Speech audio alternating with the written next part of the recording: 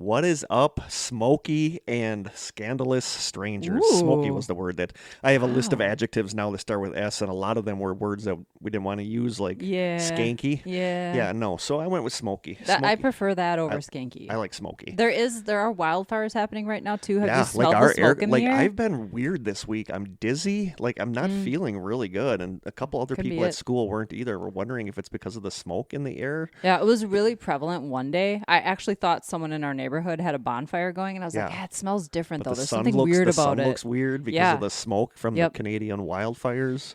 Thanks, Canada. I love Canada. I can't really complain about Canada. I actually love Canada. Hey, if you don't want to sit through the first 20 minutes of this, we don't blame you. Hit pause, check the show notes. Kurt will post the timestamp of the actual topic start. Yep. All right, moving forward. Shout outs to our newest strangers. Oh, I sent you one this morning. I have it. You still have the name? Yes. Okay, so I'll read mine first. Okay. Shoutouts to our newest strangers. Those are Jackie Wyatt, Jane Potts, Ren Walker, who is awesome because they also love Charles Emerson Winchester from MASH, which he's my favorite character on the show. And this morning, like 2 a.m., I got your notification that we got another stranger, and that is Danielle Shaw, and she learned about it from her coworker, who is friends with one of Kurt's friends, Michaela. Yeah, awesome. Cool. Thank you so much for listening. And I want to give shout outs to my students, Nora and Paige, because they yelled at me because I haven't given them a shout out lately. So they wanted a shout out. I'm going to have to get all my student ones in the next one because I think that'll be the last one where I'm in school with the kids. And I'm still deciding what I'm going to do about the job stuff. Didn't get any checks or anything from Elon Musk or didn't get any $1 million. We did get a letter, though. We did get a letter. Another letter from Matthew Thornton. Totally shocker, completely out of the blue. Yep. Thought we were off his radar. Apparently not. No, so he must still listen, so thanks. Yeah, that's Thank you, interesting. Matthew. I went to check the P.O. box yesterday, and I opened it up, and I was like, ooh, I recognized like the writing right away now. Even before I could read the name on it, I recognized the writing on it. And I was like, the highlighted stuff, and like... Does it have usually there's 120 west. There's like always some kind of latitude, longitude thing on it. I do want to add another segment where we recommend a podcast. Oh. Or talk about a podcast that we listen to, but maybe we should save that for the end. So it has to be one other than Haunted Objects. No, did you listen when I was on the way down here, I was listening to the new one about Uri Geller. I thought the newest one was Illuminati. Maybe I didn't download that one, but the one about Uri Geller and remote viewing, where that's a few episodes ago. Yeah, where they do like the experiment. That's crazy. And she just like nails it. Totally nails it. Like the gazebo and everything. Mm-hmm. So yes, of course, listen to Haunted Objects podcast because it is awesome. It is so good. And I listened to. Shoot, now I got to actually look it up. So, Krista, entertain our I'm fans. excited. They have a new documentary coming out called The Unbinding. So if you were into Hellier and you're into the Newkirks and everything they do, watch for The Unbinding. I think it's coming out. It'll probably be on Prime. It's by the Newkirks? It's by them, yeah. Sweet. Carl Pfeiffer. He's like their camera guy, producer guy. Sweet. I'm sure they're all involved in this. The one that I want to say this week is the Monsters Among Us podcast, which I talk about on here a lot. But a couple episodes ago, it was season 15, episode 7. It was the Mirrored Men special part 2, where it was all stories about the Mirrored Men, where people see like the 3 figures that walk in unison, and when they turn and look at the person, they have missing time. Some of those stories in that one were like legitimately creepy. So definitely recommend the Monsters Among Us Mirrored Men special part 2. I'm trying to figure out if that is the one on YouTube. So there's another one called Small Town Monsters, and I wonder if that's the one that I watch on YouTube. It might be. I've listened to Monsters Among Us, though. It is really good. Yeah, that's where people call in and leave recordings of them telling their story and what happened and stuff. I think the one I'm thinking of on YouTube is Small Town Monsters. If they're really into Bigfoot stuff too, and they have a lot of short documentaries. It's really interesting. Sweet. All right, I guess that was our new segment. That's our new segment. Podcast we're listening to. Podcast we're listening to.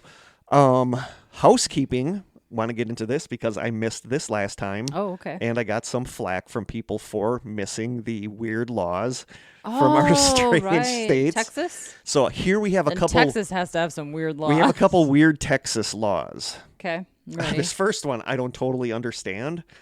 If you are planning a criminal activity in Texas, you must warn your victims within 24 hours of the crime, explaining the nature of your upcoming crime, orally or in writing, giving your victims fair warning. I mean, that sounds reasonable. It does sound reasonable, I feel like the world would be a very different place. I don't get it. Do you get like fined more or jailed more if you don't warn your victims ahead of time? They tell you they were going to murder you first. Yeah. Well, we'll only give you 20 years. In some cities in Texas, you're required to purchase a $5 permit before you can walk around town barefoot because doing otherwise is a violation of the city's code governing sanitation and appearance. Huh. Texas law prohibits shooting buffalo from the second story of a hotel. Apparently this was an issue. Apparently it was a problem. In La Force, Wow. Texas, it's illegal to take more than 3 sips or swallows of beer while standing up. Ooh. And this next one should be a law nationwide. And in Port Arthur, Texas, it's illegal to, quote, emit obnoxious odors in an elevator. Well, that's just common sense. Yeah, that is just common sense. Elevator? In an elevator. That's just common courtesy. Yeah, like who would... I'm down with that law. A lot of people would do that. Yeah, so there you go. There are some weird Texas laws. All right, I'm down with Do it. we have any other housekeeping? I don't Did we think complain so. about the weather? It's been okay. It's beautiful. I It's think been it's nice gonna and be beautiful cool. this weekend. It's actually been cool. Yeah, it's supposed to be cool. like warm this week, like 80s, which is warm for us. I had a girls' day Wednesday. We went shopping in the 3rd Ward district in Milwaukee, which is Nice. fun. And normally when we have a girls' day, it is 95 and humid, and it was like mid 60s. Yeah, it was and like we got to wear perfect. jackets. This week it was perfect. Yep. I had a day off this week too. I think we're gonna start planting our vegetables this weekend, so I'm Nice. excited about that. Should we open our? Should we open this? Yeah, let's open Matthew No Thornton's letter offense, first. Matthew. I'm not going to be able to make any sense of this. What I would really appreciate is if you send me just a letter that explains it all. No, this is something that you have to. I think part of the fun of this, or part of how it works, is that you have to I should take a just picture. look at it and you have to let it stew in your brain, and you have to. Well, those have been stewing for how long? Those have been stewing for a while. They made like a glop that I can't make sense of. I'm sorry. But then if you can't I'm make not sense of it, clever enough if you to can't make figure it sense out. of it, then you're not supposed to know it. Yeah. I mean, apparently I'm not supposed to know it. Okay, I'm going to take a picture of it before I love his letters though. I love the artwork. It's so interesting. I know. I wish I could make sense of it. I feel like he's probably sharing profound, life-changing I think it's one of those things where he information. just doesn't want to come out and say, like he wants you to figure it out. The Egyptian record was American.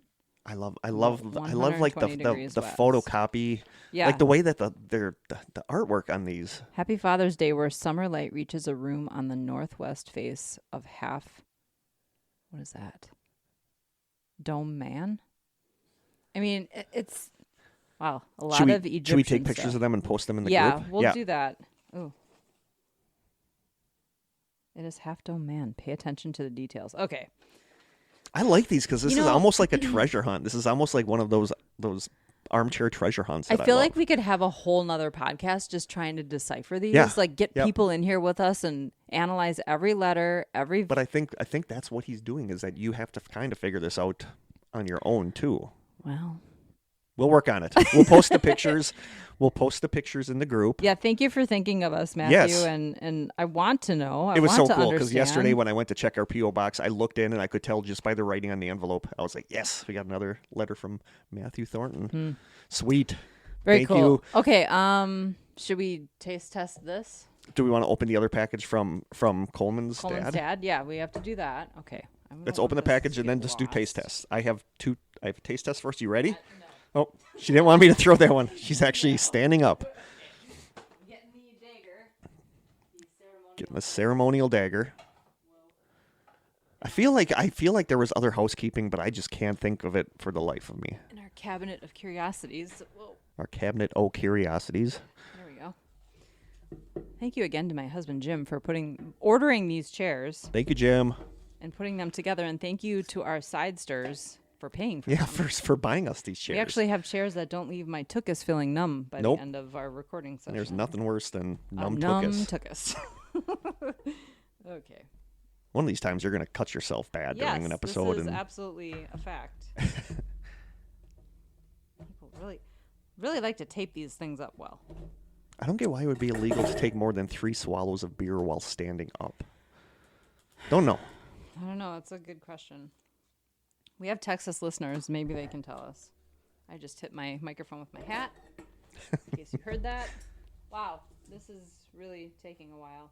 Anyway, how are you doing, listener? You doing okay? We found an episode of MASH on last night. Which one? It's the one where Radar... I caught it like halfway through. But his mom... Somebody dies. His uncle dies. Yeah. And so he has to go home. Yeah. Ooh. Oh, this is a taste test. Okay. Sorry. That was my short MASH story. Let's save the Fruity Pebble bar for next time then. Okay. Okay, I took a picture. It is Herman the German imported German candy. Orange and lemon. Okay, hold on. There's a letter. Herman the there's German. More than one. Ooh, good. Ooh, we've tasted this. Have we? I think so. We can do it again, though. Yeah. Butter, biscuit, and cocoa cream. Yum. Let's taste this hard candy first. I'm going to take a picture of this, though. I'm unbelievably psyched about the second one. Remember, I have read some here for us, and it's a beverage. Okay. Kurt and Krista, let me get my glasses. The letter does not say that. I'm old now. I have to carry glasses in my purse with me so I can read menus at restaurants. Okay, enclosed are a few European candies from my favorite German meat market on the north side of Milwaukee. They looked interesting and tasty, so nothing weird in this taste test. You will be the judge of that, John. You both do a great job and have created a wonderful podcasting community. The Strange Sessions, hands down, is my favorite podcast, from the taste test to the banter to the interesting topics.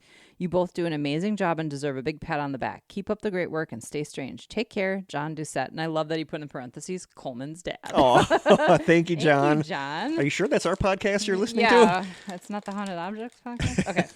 I am going to... Ooh, look at how easily I did that. So do you want... lemon and orange. How do I know? So there's orange. Just pick one at random. Red and yellow. I'm good with any of those. I'm guessing the orange and the red are both orange because blood red orange maybe. Okay. Oh shoot! I dropped that one. You dropped it.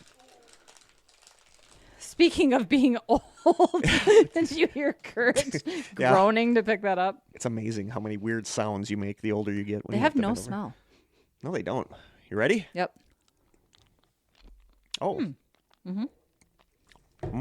That's like a... Ooh. That's like yeah, that's good. That's like a real... Like an old-fashioned candy. Mm-hmm. That is good. Except now we're going to have this for a while.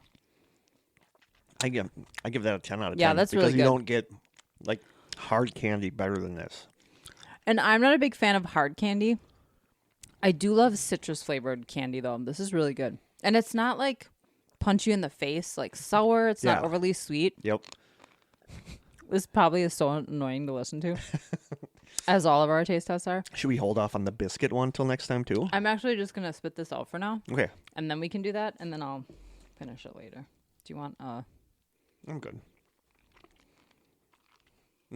I like this. That is really good.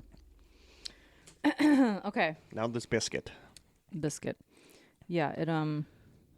I don't know, there's nothing super descriptive. Fine European chocolate made with quality ingredients. And they call biscuits or cookies biscuits, right? So this what hit you? What hit you to excite you so much about this? Was it the chocolate? The chocolate and the biscuit. so pretty much everything. Okay. Yeah. I get that. Okay. Oh, it's in little like pieces too. So I'm gonna just break a column and give you half of it. Oh, or I'm gonna do that. That is not what I. Are you ready? Yep. I'm gonna throw it. Oh, we caught that one. Sweet. Oh, it smells good. I'm going to take a picture quickly. Maybe if my camera... There we go. Ready? Ready.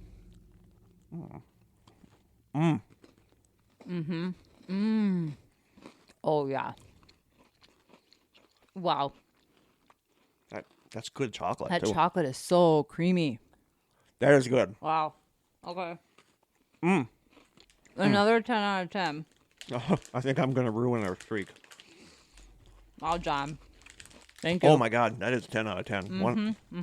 That might be 11 out of 10. That's perfect. Oh my God. Yum. Well, I think I'm so going to good. ruin our 10 out of 10 now with what I brought. Did you bring something gross? Not for me, because I know I love this. Oh, okay. You might want to come over and get it, because I'm not going to throw this.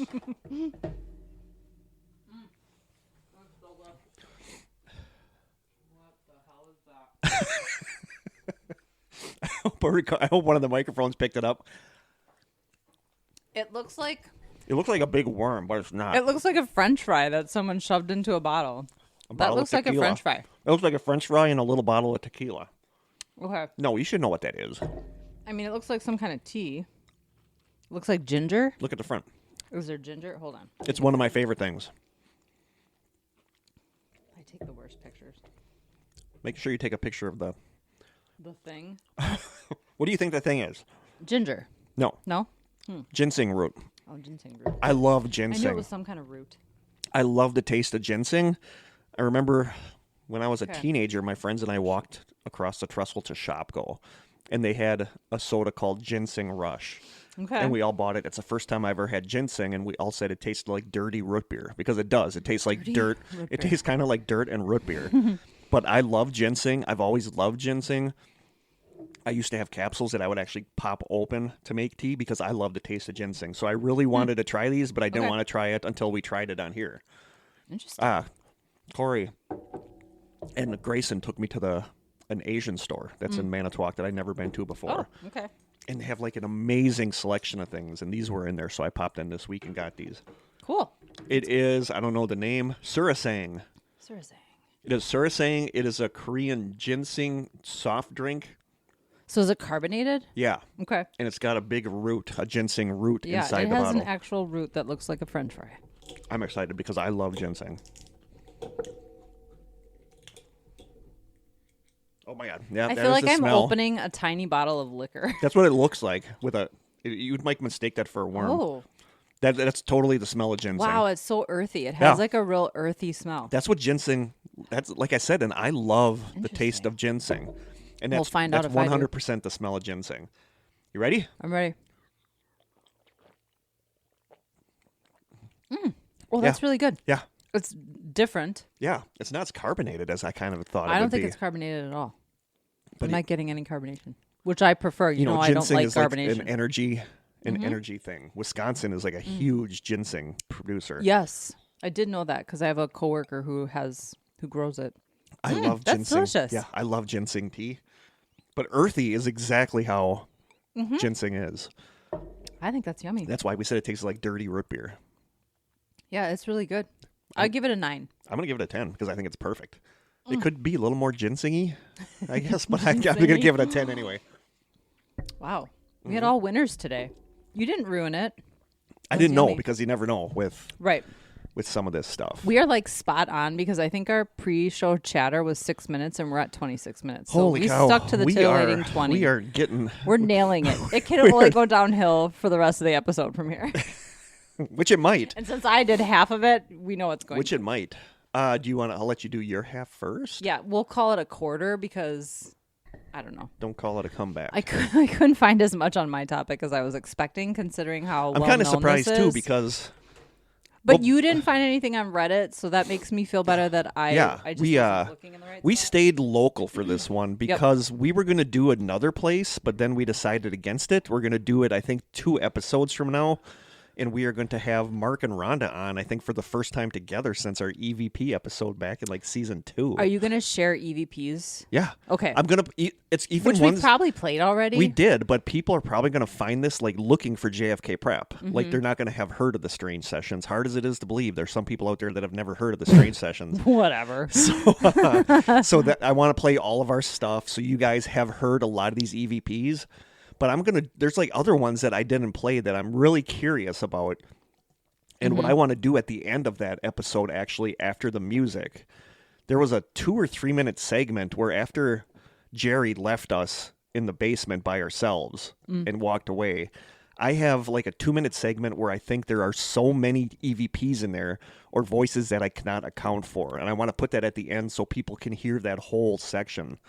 But this was back in the day, so our recorders I've probably heard all were of them. not that great. Oh, sure. Right. But so that's what we're going to do. I think 2 episodes from now, we're going to do JFK Prep, and Mark and Rhonda are going to probably come on, which will be awesome. I'm so excited. I know. Yeah. And Brittany, I ran into Brittany, and she said she's got to come on because she's the only Zahn that has not been on now. She is the only Zahn who hasn't been on. So, ooh, that rhymed. So there you go. Sweet. So we both went with something local for this one. Yep. I hate that my phone automatically picks up my voice.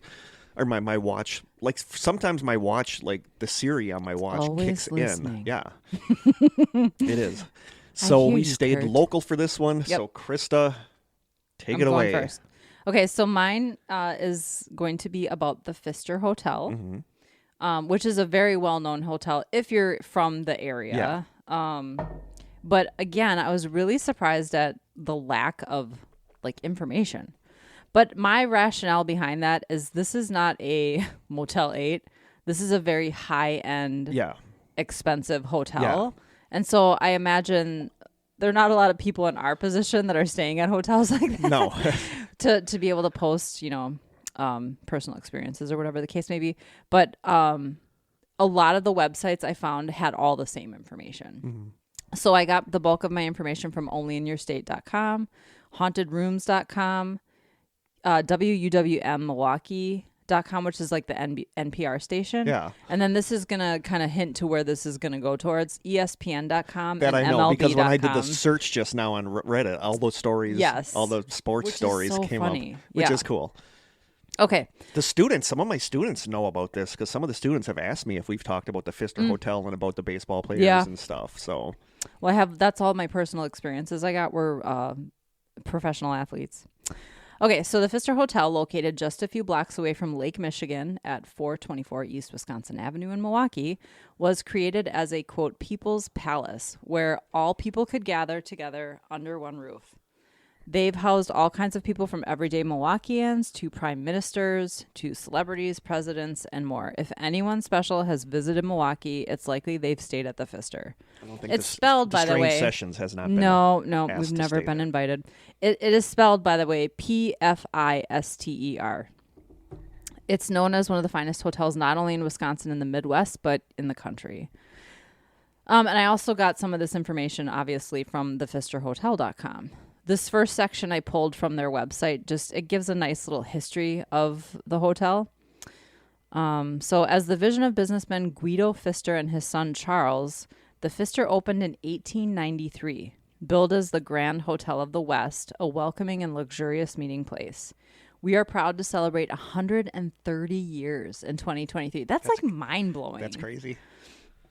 Succeeding on both fronts, this historic Milwaukee hotel was the most lavish hotel of its time, costing nearly $1 million. It is so hard to imagine something costing $1 million in 1893. It featured groundbreaking innovations such as fireproofing, electricity throughout the hotel, and individual thermostat controls in every room. Designed by architect Charles Koch, K-O-C-H, Koch. I don't want to say the alternative. No, I think not. The hotel features a Romanesque... Bad enough for saying Pfister. Yes, it is. The hotel features a Romanesque revival design. Fast forward to 1962 when, after over half a century of operation, the Pfister was showing its age. Movie theater operator Ben Marcus, which I'm assuming is like Marcus Theater. That's my guess. Marcus Amphitheater? Yeah. Well, or the Marcus movie theaters, too. Oh, yeah. It's not even called the Marcus Amphitheater it used to be. anymore. When I was going to shows at Summerfest, it was called the Marcus.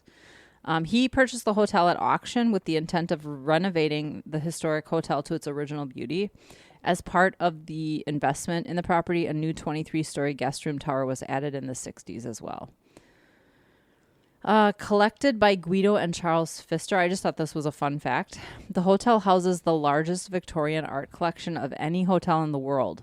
Visitors can explore and learn about this art collection with a self-guided tour or a scheduled tour with the hotel's current artist in residence, which I thought that detail was kind of funny because you'll hear later in the stories that people actually consider those paintings really creepy.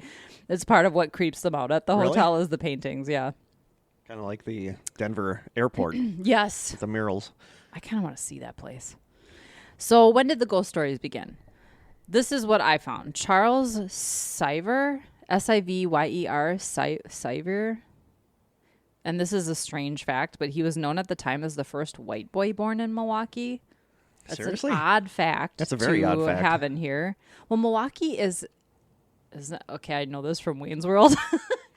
It's Algonquin, so that was an area of like Indian reservation.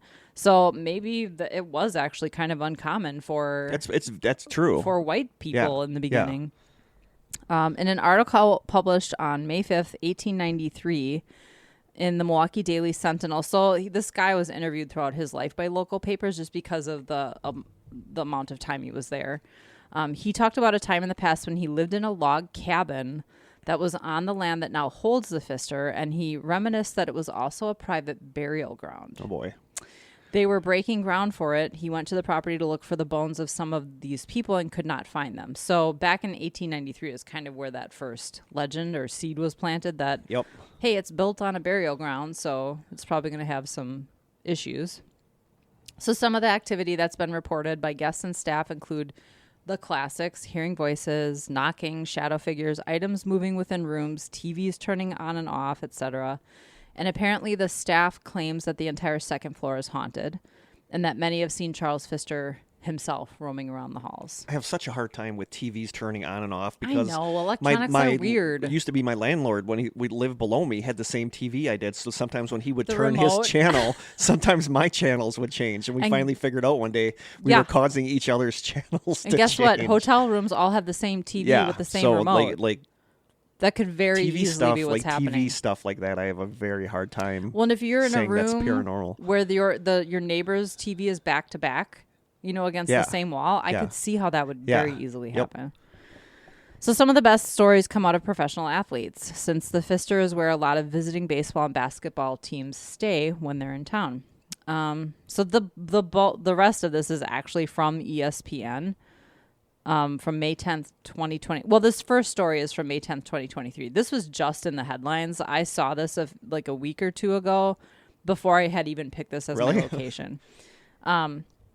So this is the brief article. The Los Angeles Dodgers will wrap up a 3-game road series against the Milwaukee Brewers on Wednesday. I have no idea who won that series, by the way.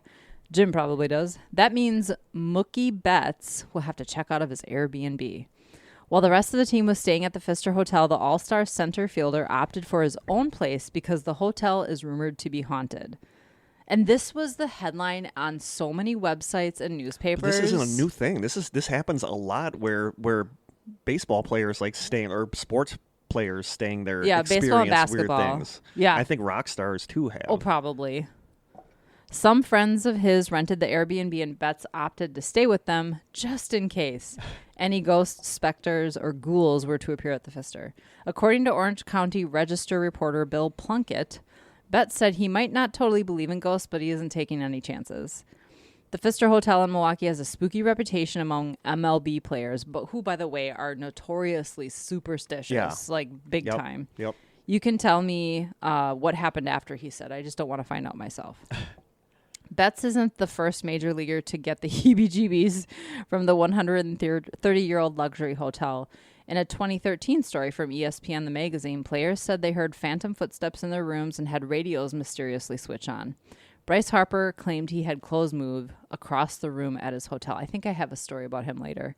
It's freaky as bleep, with the headshot paintings on the walls and the old curtains everywhere. Should have been our tagline, freaky as bleep. Freaky as bleep.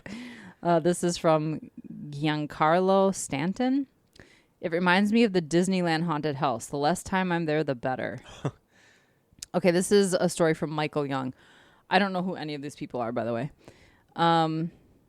This guy makes it clear that he's not making it up. He says, quote, "Listen, I'm not someone who spreads ghost stories. So if I'm telling you this happened, it happened. A couple of years ago, I was lying in bed after a night game and I was out. My room was locked, but I heard these footsteps inside my room stomping around. I'd heard all these stories about this hotel, so I was wide awake at that point. And then I heard it again, these footsteps on the floor. So I yelled out, 'Hey, make yourself at home. Hang out, have a seat, but do not wake me up, okay?' After that, I didn't hear a thing for the rest of the night. I just let him know he was welcome, that we could be pals, that he could marinate in there for as long as he needed to, just as long as he didn't wake me up. This is the story from Bryce Harper. That's when I die, I don't want to haunt the place. I just want to marinate. Yeah, I'm going to stew.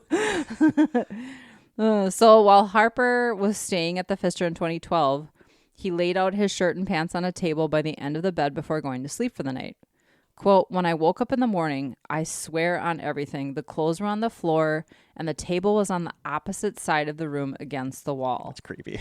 This is kind of like the Annie Lennox story from the hotel from Texas. Was it from one of the hotels in Texas where was it that she had her stuff like laid out on the bed and took a shower and when it she was came like all out, put away or something? Yeah, something like that. I feel like that's such a common theme at haunted hotels. Yeah, like that someone's rearranging your doing room. Stuff with your clothes. Yeah. What I think is interesting about this story is, okay, he put his clothes on the end of the bed. He could have kicked those off big time, but how does a table move across the room by itself? That I don't know. He said, I was just so flustered. I honestly thought there might be someone in my room. I had no idea what the heck, he doesn't say heck, this is a family show, just happened. So I actually looked around and then I checked to see if the door was still latched, and it was. Harper thought perhaps it was a prank from a teammate, but no one came forward. The slugger then requested to be moved to a different room. Carlos Gomez, I know his name. He might have been a brewer at one point. That sounds familiar.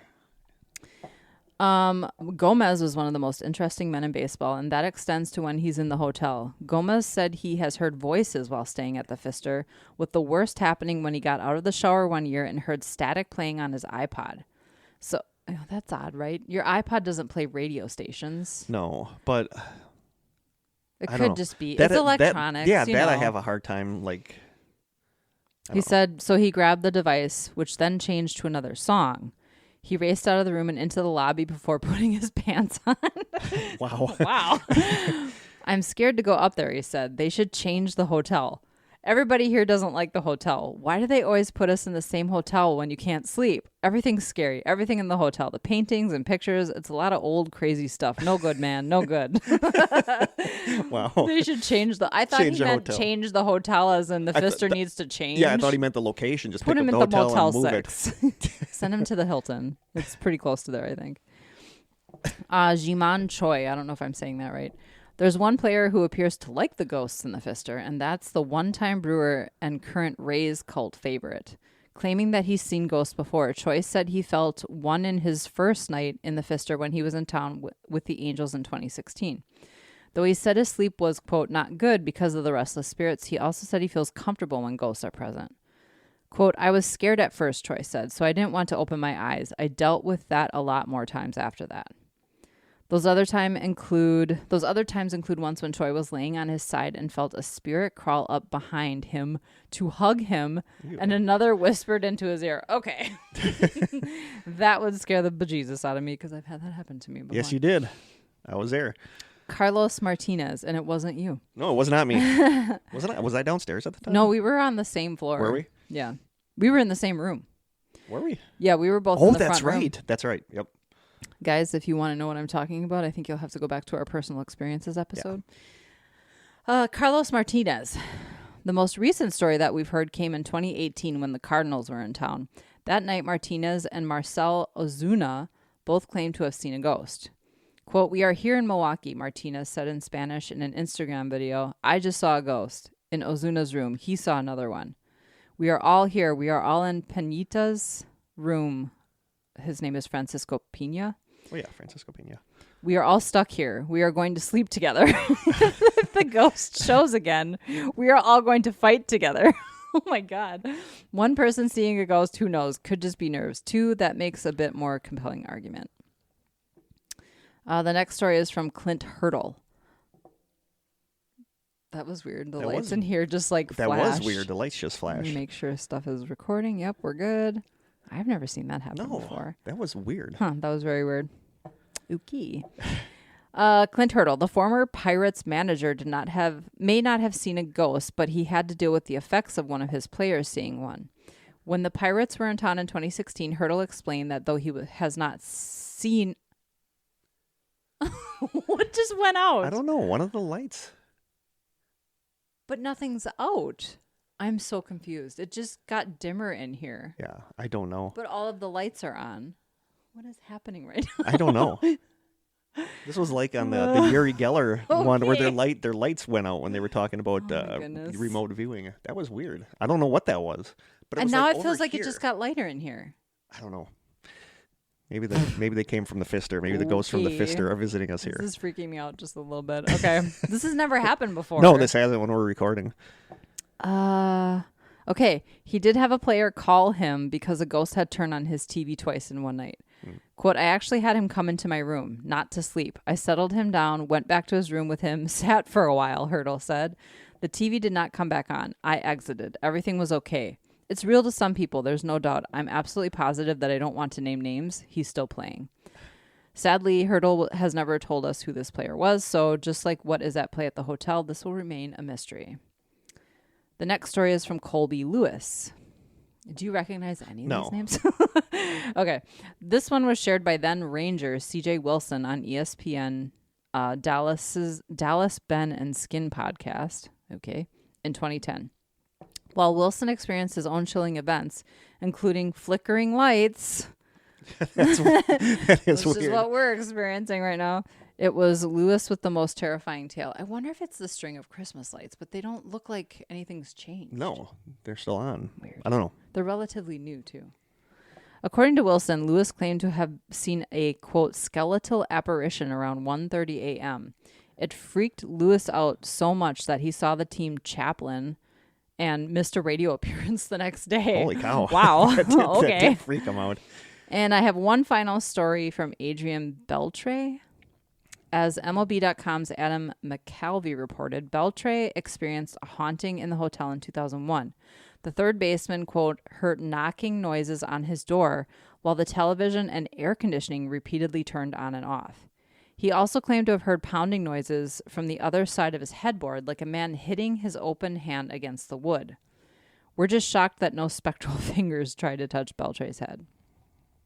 So that's it. I've driven past it. I've never been inside it. It's beautiful from the outside. I don't think I've ever been past it. The pictures are beautiful. I'd love to hear if any of our strangers have had a reason to be at the Pfister, or maybe you've been visiting Milwaukee. It's supposedly super haunted. Yeah. You know, I do come across stories quite a bit. I think groups have gone in to check it out.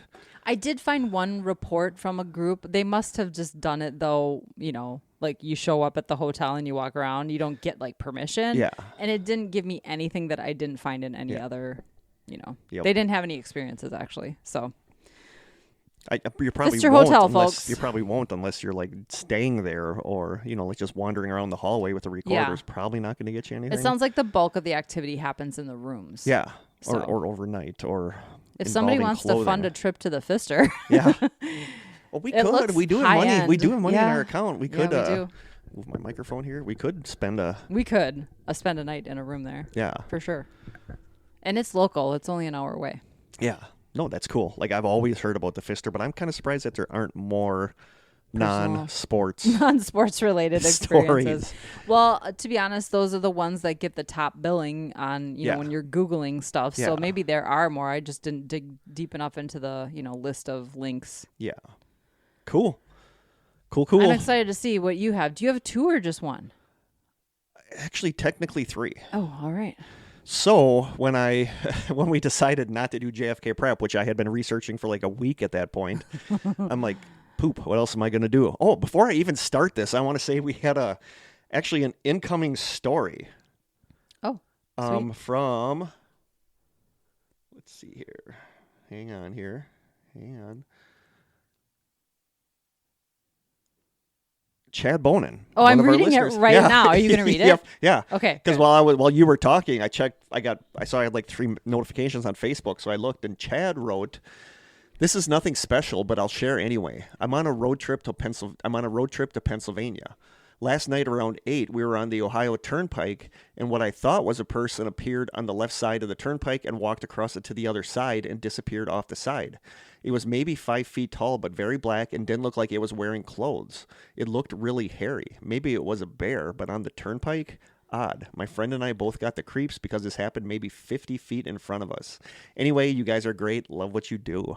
So that's cool. Well, and it sounded like it was bipedal, right? Yeah. Why would a bear walk on its hind legs across the road? I don't know. So that's I weird. feel like it would run on all fours. That is That weird. is very weird. And it's Ohio. 5 feet. Or the Ohio Turnpike. I've been on the Ohio Turnpike. Interesting. But yeah, so cool. Chad, thanks for sending that to us. That's that was fun. like breaking news that we got. Yeah. So live. yeah, Brought to you so live from anyway, the Strain Session. what happened was I was looking frantically for some place to do, and I know that like lately I've been looking for haunted places around here. And I picked Fond du Lac. Okay.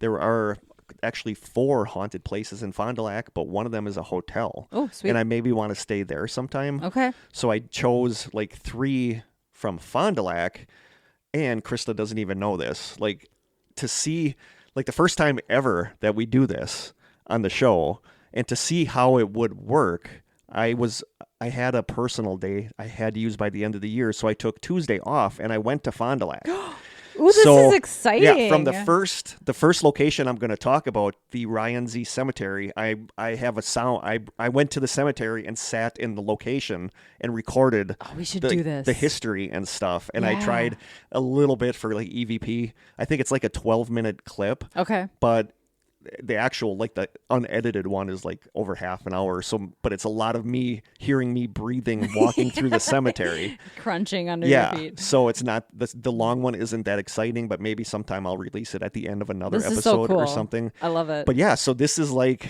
the first time I ever did like an on location. I brought my digital recorder and talked into it. So we're going to put that sound file in here. This is the Ryan Z Cemetery in Fond du Lac, and Krista will start the sound file right now. I recorded this there Tuesday. Hey strangers, this is Kurt, and for the first time ever, I am reporting live from one of the areas that I was researching and going to discuss. And right now, I am at the Ryan Z Cemetery in Fond du Lac, Wisconsin, that is supposed to be majorly haunted. I have no idea where I'm going here. The roads going to the back of the cemetery are kind of bumpy and aren't kept up really well. So I am going to be looking for a specific location that I am going to read the history of the cemetery from. So right now, I'm just going to walk around aimlessly, and I'm going to leave my recorder on in the hopes that I maybe get an EVP. So I'm just going to be walking and babbling to you guys. I am bringing my iPad that has all my information on it. It does feel creepy in this cemetery.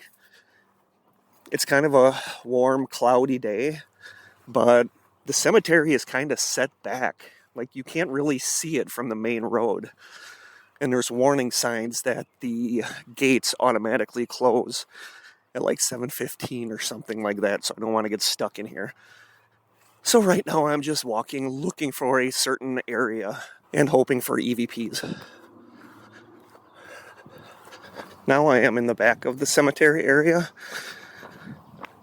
where I have the tombstones on one side of me and the woods on the other. Hopefully maybe getting some EVPs.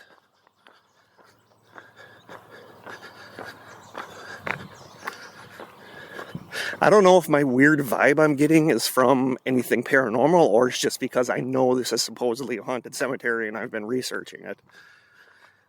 But it does feel, I don't know, it feels like abandoned or like I'm nowhere near other people, I guess. It's just weird. It's a weird feeling.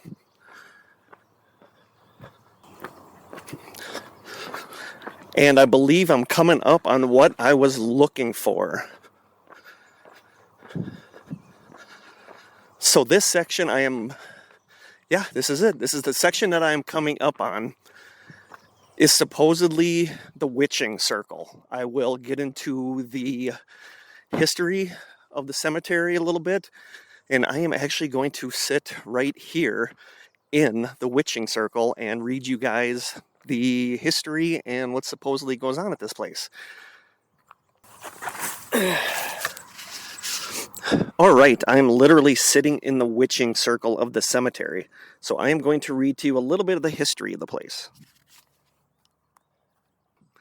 The Rienzi Cemetery is one of the oldest, largest, and most beautiful cemeteries in Wisconsin. The first burial here was in 1845. The website says that it's beautiful. It has 60 tranquil acres of rolling hills beneath majestic oak and maple trees. It's non-denominational, it's open to all faiths, and it's owned by those who have chosen this to be their final resting place, and it's governed by a board of trustees. There are the remains of over 24,000 people in the cemetery. The website WisconsinFrights.com, in an article called The Eerie Legends of the Most Haunted Cemeteries in Wisconsin, says, quote, William Talmadge, the son of Wisconsin Territory Governor Nathaniel Potter Talmadge, was just 19 years old when he died on June 12, 1845. He was buried in a spot that he had picked only 2 weeks earlier upon the top of a hill on his family's land, which they called Rienzi Hill after noted 14th century Roman leader Cola di Rienzo. Nathaniel found solace in the beliefs and practices of spiritualism when the movement began not long after. Many of Nathaniel's experiences communicating with the dead through various mediums were recorded in the 1853 book Spiritualism, Volume 1. He wrote that his youngest daughter, then 13, plays the piano on the instruction of the spirits. One day she sat down at the keys and I guess just started to play Beethoven's Grand Waltz, so he attributed the spirits to helping her. The same year Spiritualism was published, Talmadge donated the hill and the surrounding 8.5 acres of his farm for use as a public cemetery. The entire Talmadge family can now be found buried atop the hill, their gravestones engraved with the words, quote, born into spirit life. Since being donated, Rienzi Cemetery has become the final resting place of Civil War generals, senators, congressmen, athletes, musicians, and, depending who you ask, witches. At the very back of the cemetery, which is exactly where I am sitting right now talking to you, stands a lone monument and a plot marked by 4 small cornerstones. This, according to legend, is the Witch's Circle. As the story goes, nuns from a religious order known as the Sisterhood of the Nativity were getting pregnant and performing witchcraft at the nearby St. Mary's Springs, which started as a sanitarium in 1901 and became a school in 1909. It's said that the women were excommunicated from the church and, upon their deaths, they were buried in unconsecrated ground at the back of this cemetery. Some people claim to have found a witch's house somewhere in the woods behind the circle, and the woods does look pretty dark and foreboding, but I don't see any witches' houses. The old stone receiving vault that I mentioned earlier is said to contain a glowing portal to hell that opens at night. And some comments from the website that I saw, somebody wrote, quote, I love this cemetery. It's set in a beautiful woods with hills, streams, and wildlife. It's very peaceful, and it's home to all those who make up the city of Fond du Lac. I have several family members and friends buried there. Yes, the vault is a little spooky, and the back of the property is a little spooky. I wouldn't want to be there at night, and I second that because it is kind of creepy back here. Somebody else writes, quote, I personally love the cemetery. Been there more times than I can count. I've heard people walking right behind me when no one's there, and I have heard what sounds like a pickaxe hitting the ground never too far from me, but again, there is no one there. Also, if you ever go there, say hi to Little Marion by her grave in the southeast part of the cemetery. For some reason, she seems to have, I don't know, connected with me, which sounds crazy. I'll tell that story sometime. I might have to go and see if I can find Little Marion's grave to say hi. Somebody else writes, the Witch's Circle and Pet Cemetery is a bit spooky, but for the most part, this cemetery is just very beautiful and peaceful. And somebody else finally writes, as for the area at Rienzi, I manage the cemetery. That is not a mass grave. Those are actually graves of nuns from the Cathedral Church of St. Paul. We do not have their names in our records. Sorry. So that is the Rienzi Cemetery. A lot of stuff that I researched claims that this is one of the most haunted cemeteries in Wisconsin. And a lot of people attribute it to this area where I'm sitting right now, which they call the Witch's Circle. And I admit, it is kind of weird. There's just this grave marker here that says Sisters of the Holy Nativity, and maybe 12 feet off each corner there is a stone marker. Like it is a mass grave. So I'm here. If there is anything anybody wants to say to me, you can say it into my recorder right here and it will pick up your voice. What is your name?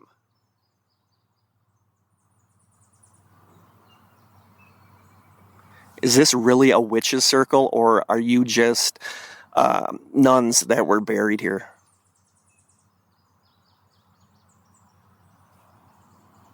Can you tell me how you passed away?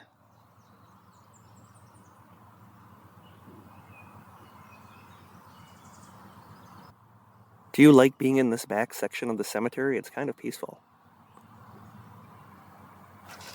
I am going to head out, so if you would like to, please come over and say hi to me as I leave.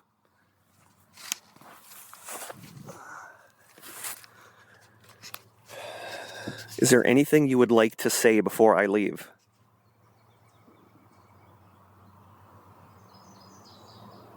Oh, I just got a weird dizzy feeling.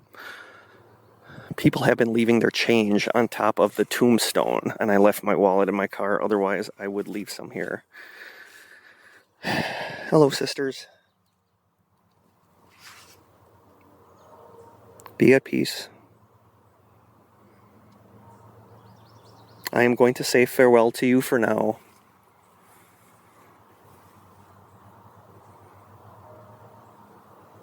Oh, somewhere a church bell is tolling, and that's actually really cool. I don't think the recorder can pick it up.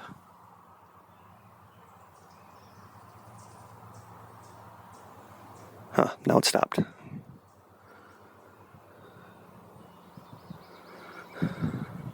All right, sisters, I'm going to take my leave. Be at peace. Okay.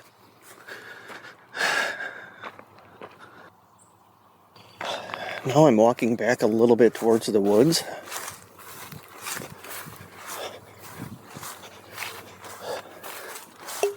And this is private property, so I cannot go back there to find out if there is a witch's house. My guess is that a lot of the urban legends about this place, like the witch's circle and the witch's house, I think they are just probably urban legends. I don't think the people in this plot are witches or sisters that were excommunicated.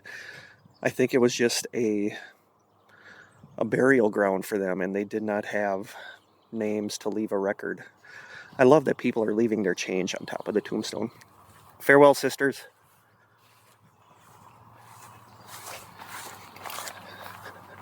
I'll have to listen to this to see if I got any EVPs. I don't feel like I did, but it's very quiet in this back area of the cemetery.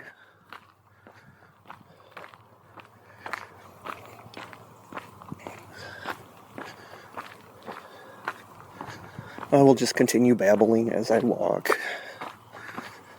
I stopped and got a burger and fries from a place called 1111 Burgers and Beignets because it had 1111 in the name, so I had to stop there and try their burgers, and it was actually really good. I am going to get a picture of the receiving vaults from the back side of it.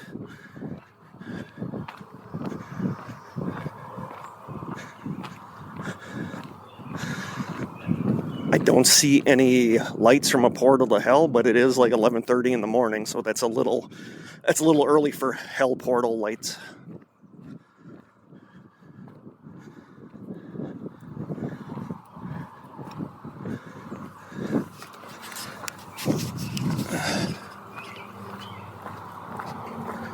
I will sneak a picture from behind the receiving vault.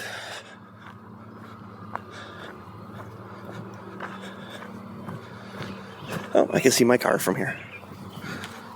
All right, putting my stuff on this tombstone. I'm going to sneak a picture right now.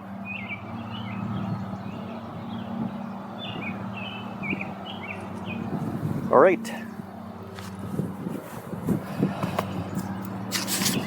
I think I'm about to bid farewell to the Ryan Z Cemetery.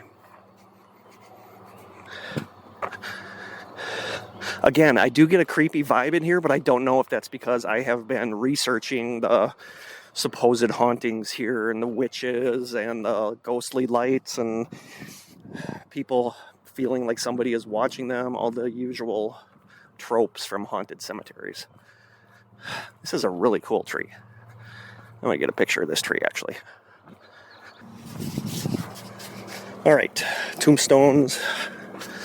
between me and my car. I am going to walk through them. I apologize to any spirits that are here. Somebody is mowing the lawn with a very loud lawnmower over here. I really like this tree. This tree is actually super neat. I bet you this has been here forever. It's very peaceful in this area. Yeah, it's like the back of the cemetery just feels very desolate, and the closer I'm walking out to the front of the cemetery, it feels a little better. Mohammed, somebody has a little R2-D2 on top of their tombstone, and that's super cute. Oh, it's Trisha. Rest in peace, Trisha. All right, I'm going back to my car. So I think that is it from the Rienzi Cemetery. First time that we ever did talked about the history of a place from being actually on location. So it was kind of cool. It was a neat test run for when we do this, if we do a road trip. So back to you, Kurt and Krista. Okay, I will start by saying there's nothing I didn't love about all of that. Yeah, Krista had no idea I was doing that. No, and I love it. Because it literally popped in my head like a couple days before. It's like, what am I going to do on my day off? It is so fun. And then I'm like, I should just go there. The other two places I'm going to talk about, the pictures that I'm going to post for the teaser today, I took like at the locations. Okay. Yeah, like I took in Fond du Lac. Yeah, in Gotcha. Fond du Lac. So it was cool. It sounded better. Like when Krista and I put it in there, just now was like like listening to it tied in with the really episode. Good it audio. Sounded good. Yeah. A lot of birds chirping. Mm-hmm. But I love that the birds were answering. I kept the EVP stuff in there because maybe somebody will hear something. Yeah. I didn't hear anything. It was too quiet. It's so cool being like for the week before I went there, seeing the pictures of the Sisters of the Holy Nativity or whatever it was called, seeing the tombstone in the witches' circle, and then going there and actually sitting there by the tombstone and reading the history. It was just really cool to do that because we never done that before. Went to a place that, that we could take little half-day trips. Yeah. And do video recordings of this too and post those to YouTube. Yeah. I think that would be awesome. But it was funny because I was like, where am I going to eat? And I did search for burgers and it came up with 11:11. Come on. And the guy on the website has a story about why the time 11:11 means a lot to him. So it was cool. It was a good very burger. I got the Juicy Lucy burger from there. You can't go wrong with Juicy Lucy's. Nope. It's a very Midwestern burger. It's like a Minneapolis staple. Minnesota type Minnesota. of thing. But it was really cool. It was fun. It was neat going there. It was neat being in this cemetery, but like I said in there, it was weird because the front of the cemetery, it's like bright and people mowing the lawns and stuff. And when you get to the back, it just felt creepy. Yeah. And I don't think it was just me talking, thinking about the haunted stuff, but it was just it was creepy. Mm-hmm. So yeah. So I wanted to see how this would sound. I wanted to see if this was a good idea. What do you guys think? Did you like my little on location snippet there? So let us know what you think. Yeah, and if you do and you would like to see video of these and have us periodically, maybe every time we do a local mini mystery, this is what we do. Yeah, that would be cool. So there you go. I didn't tell Krista. I wanted it to be a surprise for Krista. It was an awesome surprise. Yeah, so it was cool, and that's something you and I could totally do, especially with the money we get for our coffee listeners. Well, and where you told me about and this just all of the cost is just gas. No, and I actually, unless we spend the night somewhere. Stopped at my school that morning because at 9:00 we had the assembly where the sixth grade houses each got like the Student of the Month award, and I wanted to be there for that in case that's my last one. But I left there about 9:30. Went to Fond du Lac. I was home by 1:00. Yeah. So I mean, it was not that far, and it was neat to see like these next two places I've read about a lot in the past because I do look for haunted places around here. So it was neat seeing these places in person that I've been looking into for the longest time. Mm-hmm. So it was a blast. I loved doing that. Like I said, the unedited version of that is like over half an hour long. But it's just a lot of me walking and babbling about stuff. There's one point where I leave my recorder on the witch's circle tombstone and walk away for like 10 minutes, but I didn't hear anything. There's one part in there, like when I'm talking about that tree that I was like fascinated with, there's one part around that section where I hear something when I'm listening to it with headphones, but it could be the lawnmower in the distance. It could be a car in the distance. The playback on here is super quiet, so I had a hard time it's hearing. funny because the backside of the gate says, like, when it's shut, it said, if you can read this, you are locked in. Call this number. Like, the gates close automatically because they have a problem with people going back there at night because it's supposed to be haunted. Like, could you scale the fence if you needed to? Oh, yeah. Okay. Yeah. But, so there you go. There is the Ryan Z Cemetery. It was so cool being there. Yeah. The next one I'm going to talk about is the Witherell House. And I'm going to have a picture of this because I pulled up in front of it and took a picture of it. Okay. It's known as the Witherell House, and according to local legend, a man murdered his wife and mentally ill daughter in the house and then hung himself in the barn.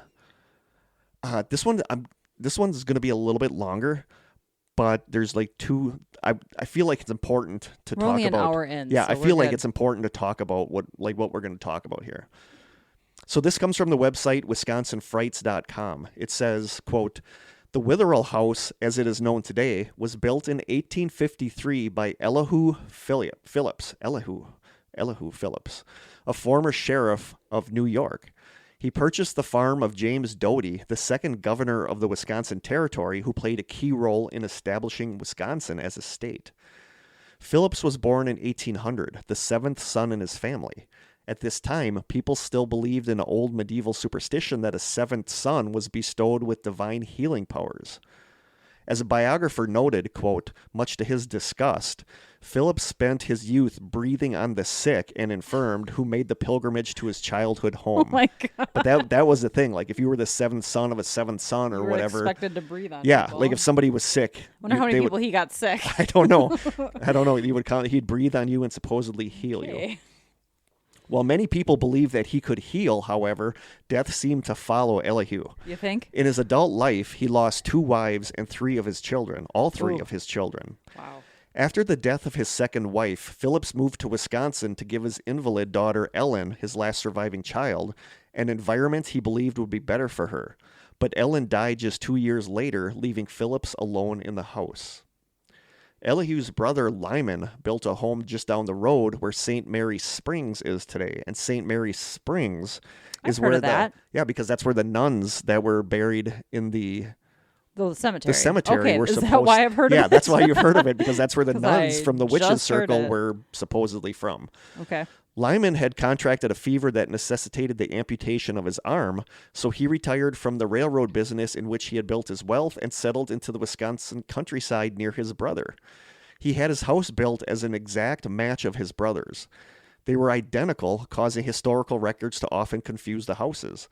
But Lyman's home was eventually met with disaster when it was devastated by a fire in 1876. Elihu became a Wisconsin state senator. In 1865, he sold the property to Congressman Owen A. Wells and moved into the city, where he founded the Fond du Lac Savings Bank. By the 1930s, the house had fallen into disrepair. Archie and Adelaide Witherell bought the property and fixed it up. They lived there for the rest of their lives. Archie died in 1967, and Adelaide died in 1981. They were the last people to have actually lived in the house. Dr. Kenneth Stormo, a forensic pathologist who served as a consultant on the Jeffrey Dahmer case, bought the property after the Witherells' death. He and his children would often visit, quote, the farm, as they called it, and care for it. Over time, as rumors of its haunting began to draw trespassers, the house was slowly destroyed piece by piece. Today, the house stands empty, a haunting relic from the past. Whatever secrets it holds are locked away within its weathered walls and boarded windows.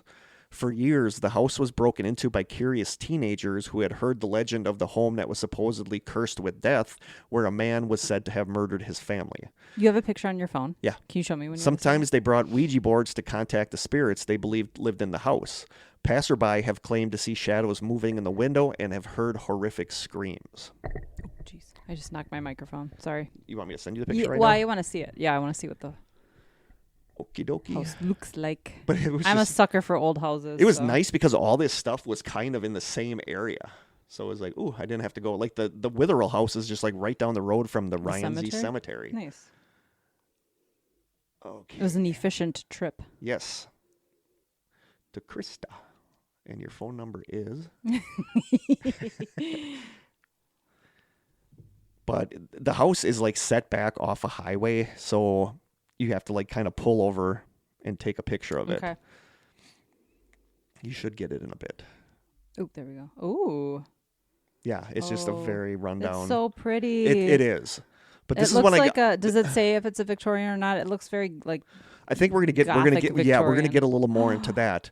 But so now pretty. I have two longerish stories that I want to read about the house because I think both of these are kind of important when it comes to stuff that we talk about. Okay.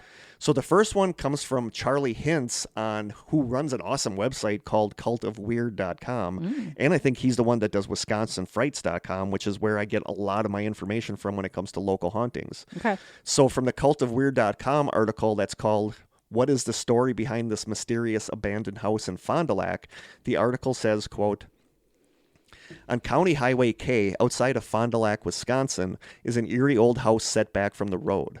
Though not much is known about the property, its unusual architecture and local legends have made it a point of interest for what may be decades of restless teenagers, which is exactly how my fate became entwined with this cursed place. I was 18 years old. It was 1999, and I was living with friends in a backwoods town about an hour north of Milwaukee in the heart of Deliverance country. As can be expected when you live in the sphincter of the Great Dairy State, we were horrendously bored and desperate for adventure. We were sharing stories about haunted locations, as the night before we had been creeping around the woods near Rienzi Cemetery in search of witches' graves and gates to hell.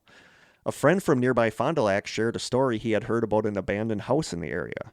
According to local legend, a man murdered his wife and mentally ill daughter there, and he knew the location of the house. As a matter of fact, it was just down the road from Rienzi. How could I possibly resist? So a group of us jumped into the car and headed off into the wild unknown, completely unaware of the misfortune we had just consigned ourselves to. Today, the trees and bushes have been trimmed back, and a neighborhood of modern houses have sprung up beside the old house. 16 years ago, though, the property was isolated, ominous, overgrown, and barely visible from the road. White paint was peeling off to reveal the gray, weathered clapboard beneath. Most of the windows were broken, gaping black voids. A sunroom in the back had collapsed inward. The door in the back was padlocked shut. A large no trespassing sign should have been enough to deter us at that point, but the house seemed completely neglected. It was falling in on itself. How would anyone notice or possibly even care if we went in and looked around? Well, it turns out someone cares very much. Someone in our group pushed the door open, probably breaking the latch off the door frame, and we crept inside. I didn't expect to find anything, but of course I was hoping for anything to substantiate the legend. 100-year-old bloodstains, human remains, anything. The first thing I remember seeing was a mattress on the bare wood floor of the living room in front of a large fireplace. On the mattress was a Ouija board and some burned candles. Well, sure. There were cans of paint and other supplies covered in layers of dust in the kitchen. I found a few receipts laying around on the counter, the most recent dated 1987. Whoever was attempting to fix the place up seemed to have given up a long time ago. Musty books were piled on the floor of an upstairs room in front of the built-in bookshelf they used to occupy. I examined a few of them, which appeared to be old pathology texts with obscure symptoms and disorders underlined throughout. The basement was extremely dark, so we didn't go too far down there. I remember noticing a few pieces of rusted metal, perhaps a water heater or furnace, resting just beyond the light that shone down the narrow staircase. Back upstairs, along the side of the wall which the fireplace had been built, I found a single square cupboard door.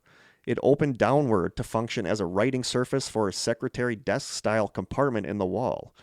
It was empty, but I noticed an ornate wooden handle at the back. I tugged on it and realized the whole desk was just loosely set into the wall. I carefully slid it out to reveal a letter that had been hidden behind it.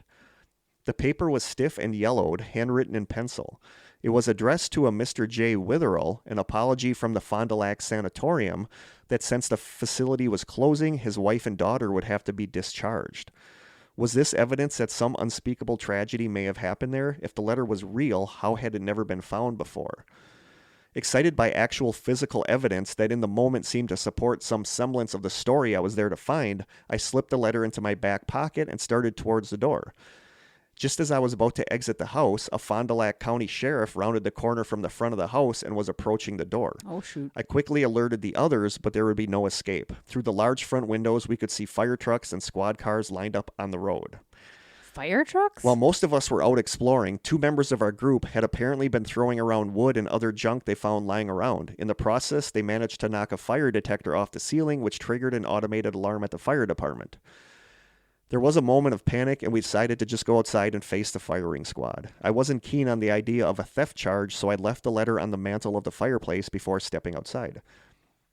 As we were explaining ourselves to the officers, an older woman, apparently the owner or caretaker of the property, walked around the house surveying the damage.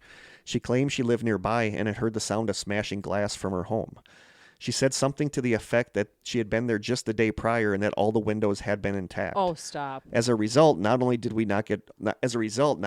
all get fined for trespassing, but we were assessed restitution for property damage totaling over $1,500 each. Well played, lady. We were told that the trespassers were pulled out of the house frequently. But why is a dilapidated house that's been vacant for decades so heavily protected? Why is the grass mowed and the property regularly maintained? Because it's illegal to leave it unmaintained. Is it? I've come sure. across several recent references to the house suggesting rumors still persist to this day. Its reputation for being wired with motion detectors and other security measures is well known. In a 2014 episode of Real Ghost Stories Online, hosts Tony and Jenny Brusky briefly discussed the house. They theorized that maybe the owner is trying to protect people from a dangerous presence inside. I've often thought that if something tragic did in fact happen there, maybe the family couldn't bear to let the memory wither away with the house. I felt differently in 1999, though. I was angry and highly suspicious. Someone was trying to cover up a violent and brutal crime from their family's past, and the letter to Jay Witherell was the evidence that would justify the outrageous fines that I couldn't possibly afford to pay. Until recently, I had never found any factual information on the house. I was searching for a record of a sanatorium in Fond du Lac, Wisconsin, the other day when I stumbled upon a searchable database on the Wisconsin Historical Society website. Much to my disbelief, Fond du Lac's most mysterious... Thanks, phone. Or thanks, watch. Much to my disbelief, Fond du Lac's most mysterious and arguably most feared abandoned house does have a history. According to the historical record, it is an 1873 Queen Anne known as the Witherell House. Well, it is a Victorian. Yep, this is the first reference I found to the name on the letter, giving credence to its authenticity. From the description of the property, it says, 2-story, late picturesque frame house with clapboard siding, gable roof with barge boards, oddly shaped windows. Phillips, the former sheriff of Onondaga County, New York, and a state representative, arrived in Fond du Lac in 1852 with his brother Lyman. Primarily a farmer, Phillips was also elected to the state senate in 1860 and provost marshal of the Fond du Lac district in 1863 and 1864. The Lyman-Phillips house was very similar in design. This house, however, was destroyed by fire in 1876. I have yet to find a record of a facility specifically called the Fond du Lac Sanatorium. Just down the road from the Witherell House, however, is St. Mary Springs Catholic High School. It was built in 1901 by the Sisters of St. Agnes to serve as a sanitarium, but it closed in 1909 to become a girls' boarding school. Is this what the letter was referring to? What happened in the house after Jay Witherell's sick wife and daughter returned home? It's worth noting that St. Mary Springs, the Witherell House, and Rienzi Cemetery are all on Highway K within just a few minutes of each other. At the back of the cemetery is a single monument and 4 small cornerstones, possibly marking the perimeter of a mass grave. This is the infamous Witch Circle, rumored to be the final resting place of nuns from St. Mary Springs who were excommunicated for practicing witchcraft and getting pregnant. Wow. Yeah. He's taking some liberties with this stuff. Yeah. And then somebody else writes, this is a comment underneath all this. Somebody else writes, the sanatorium was the Fond du Lac County Asylum. It was where the Rolling Meadows golf course is today. It was demolished in the late 60s and replaced with the County Health Care Center on 2nd Street. Somebody else writes, I grew up in the last house on Highway 23 before County K. I was born in 1951. When I was a young girl, our telephones were on party lines. Mrs. Witherell was totally blind and many times would fail to hang up the phone when she was done talking, so one of us had to always go across the field and ask her or Mr. Witherell to hang up their phone. Nothing scary or haunted about it. As a teen, I was in the empty house once. There were old magazines and books and lots of dust. Mrs. Moen doesn't mention the year her family bought the property, but my mother-in-law knew Mrs. Stormo and mentioned that the family purchased the property. I was married in 1975. There are some pretty outrageous claims about this house all the way around. Mr. and Mrs. Witherall were very old, but were not insane or possessed or anything. Thanks for listening. Or murdered. Somebody else writes, funny story, in 1999, I also went to that house. I lived in a property that connected with the same woods in the back of the house. Same thing happened to us. We came out to face the Fond du Lac sheriffs. We took nothing, we broke nothing, but ended up spending the night in jail. And to this day, I have a criminal trespassing on my record.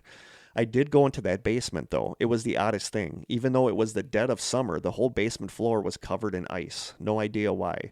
And these books you speak of, they were everywhere. I found them so fascinating.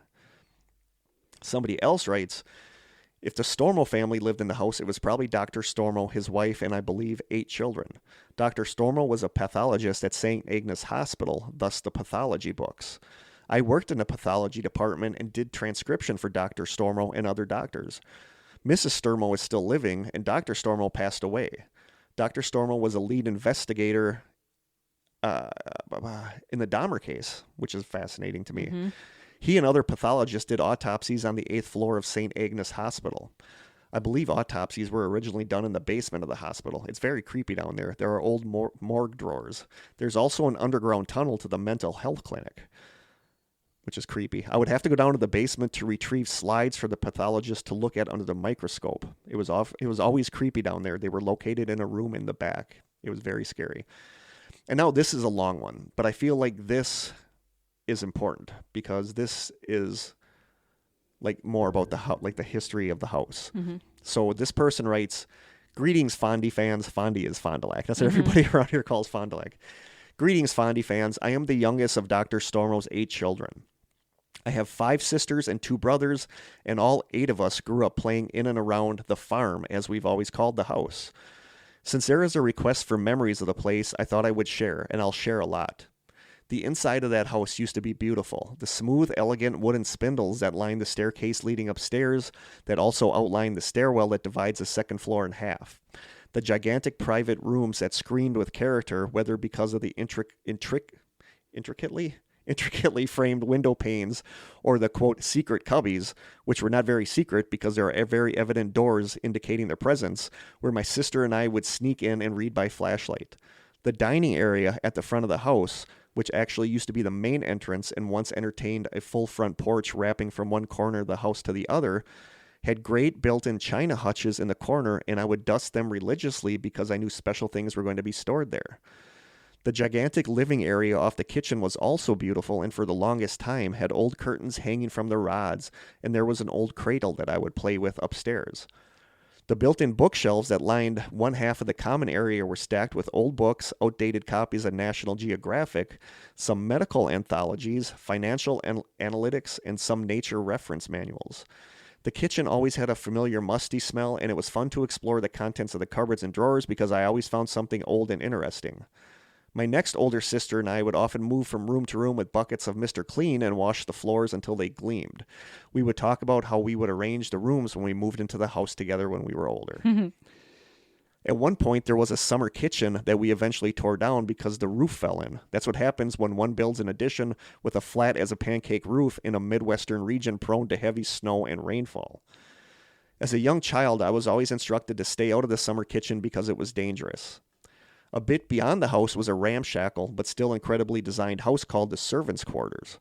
When Colonel Phillips lived in the main house, his servants resided in the servants' quarters. It took me many years to understand that concept, but the day it clicked is the day that I better understood segregation, class privilege, and a number of other concepts that I had long struggled with. This was also a fragile structure, and it was clear to me that less attention had been used in its construction than had been used in the main house. In the opposite direction of the servants' quarters, there is a barn and shed. There was an old ladder in the barn. One of the rungs was cracked through, and we knew to skip over that one. And I remember using it to climb to the loft with my sisters and friends. Normally, we would jump from the loft into the mounds of hay we had piled up below, but other times we would arrange the multiple bales of hay into new sitting arrangements. And the shed, I loved and hated when my dad would unlock the shed door and roll open the creaky door, exposing the darkness to the hot, bright heat.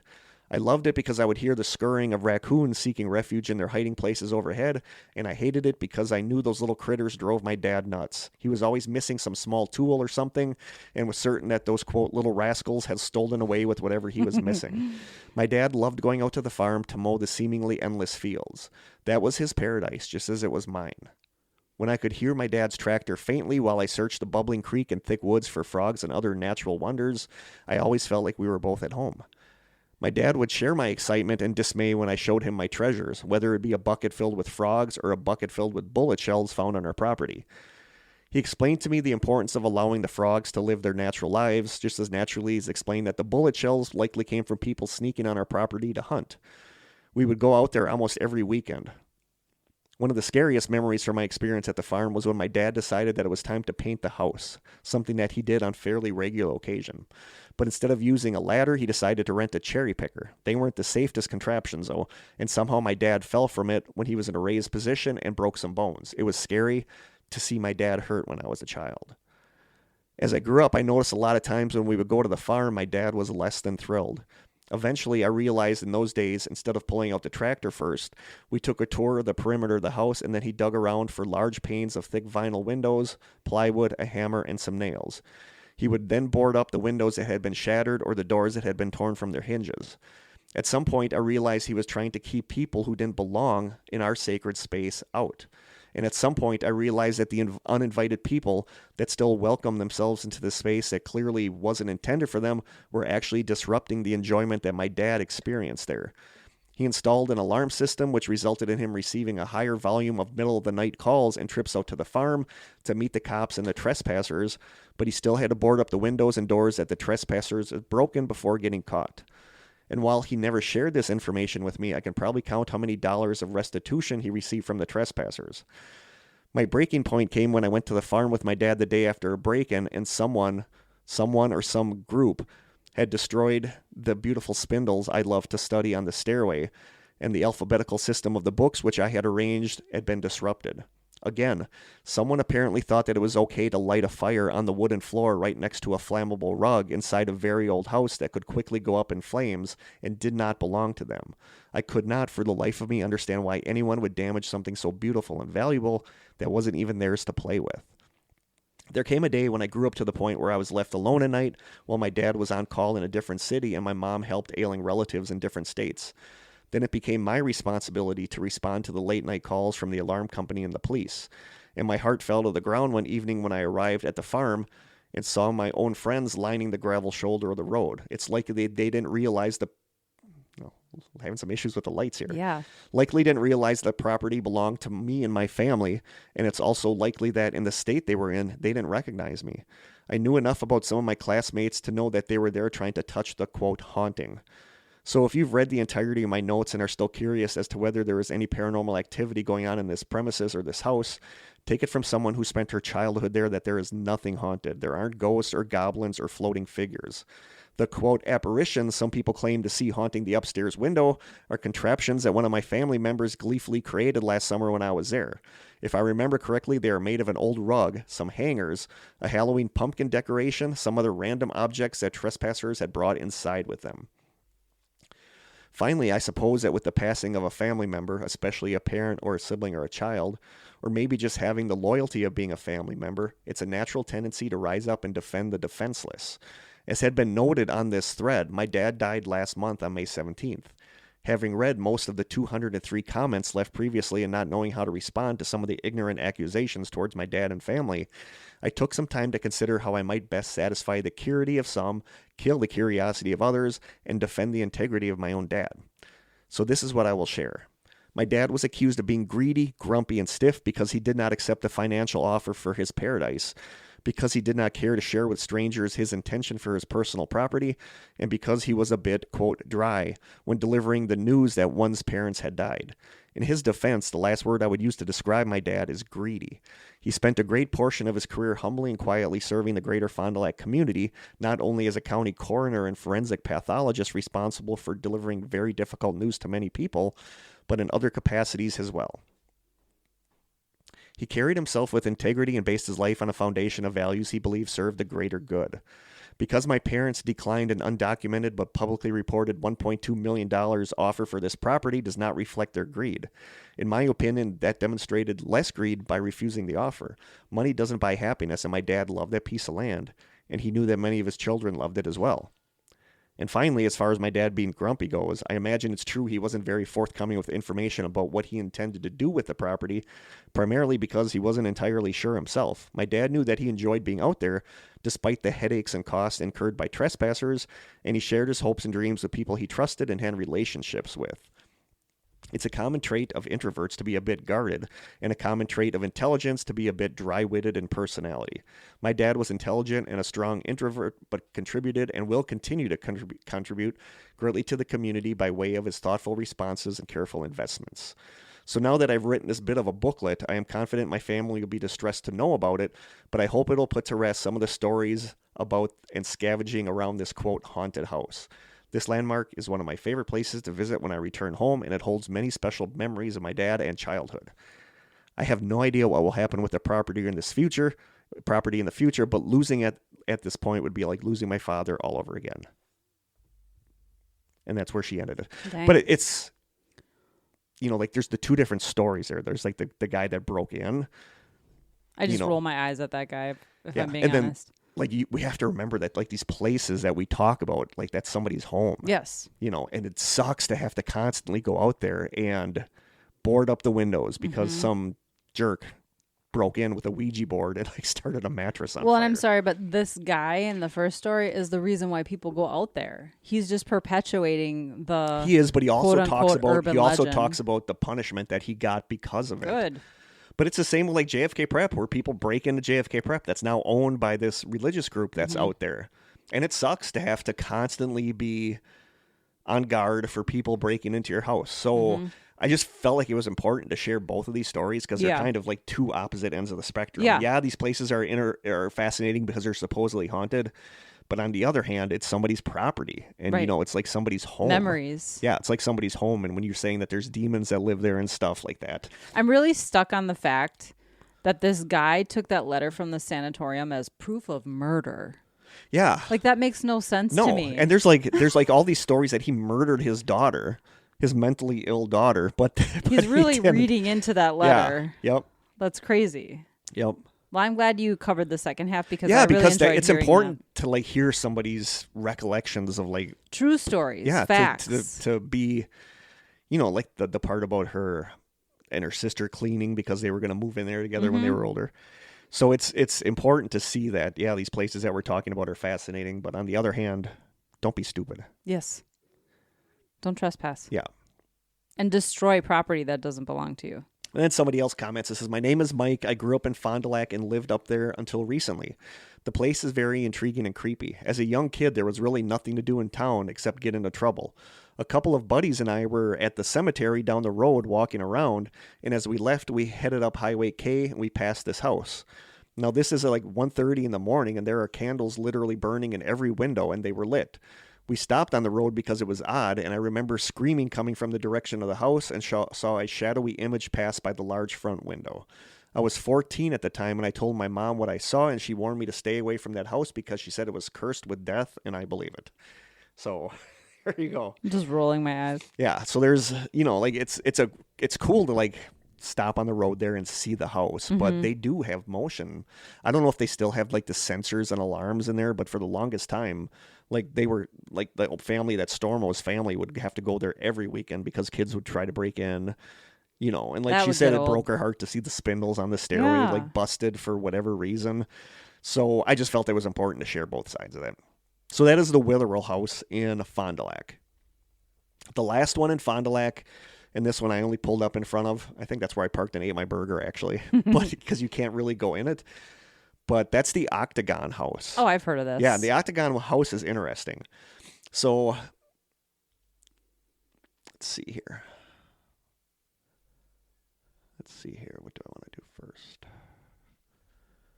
So the Octagon House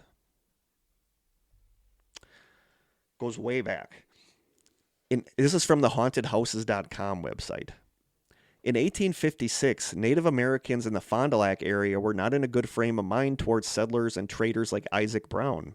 Isaac was a self-made artisan who built houses for others and also traded with the local tribes. He was also the mayor of his community.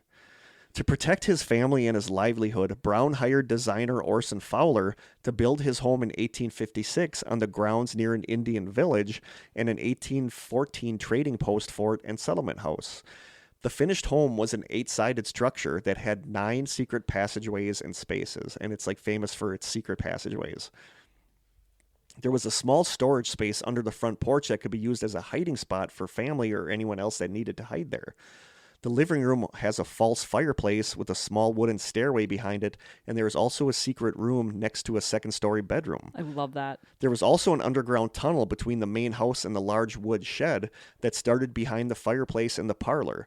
This passageway led down to a basement tunnel, which led to the nearby river. Mayor Isaac was also very anti-slavery and decided to live his beliefs by using this new structure for the good of humanity. Indeed, Isaac Brown had a secret purpose for the home's special features. Besides being the emergency escape route from a possible attack from hostile Native Americans, Isaac Brown joined Fond du Lac's Underground Railroad by using this house as an Underground Railroad stop in his massive effort to move ex-slaves to Canada.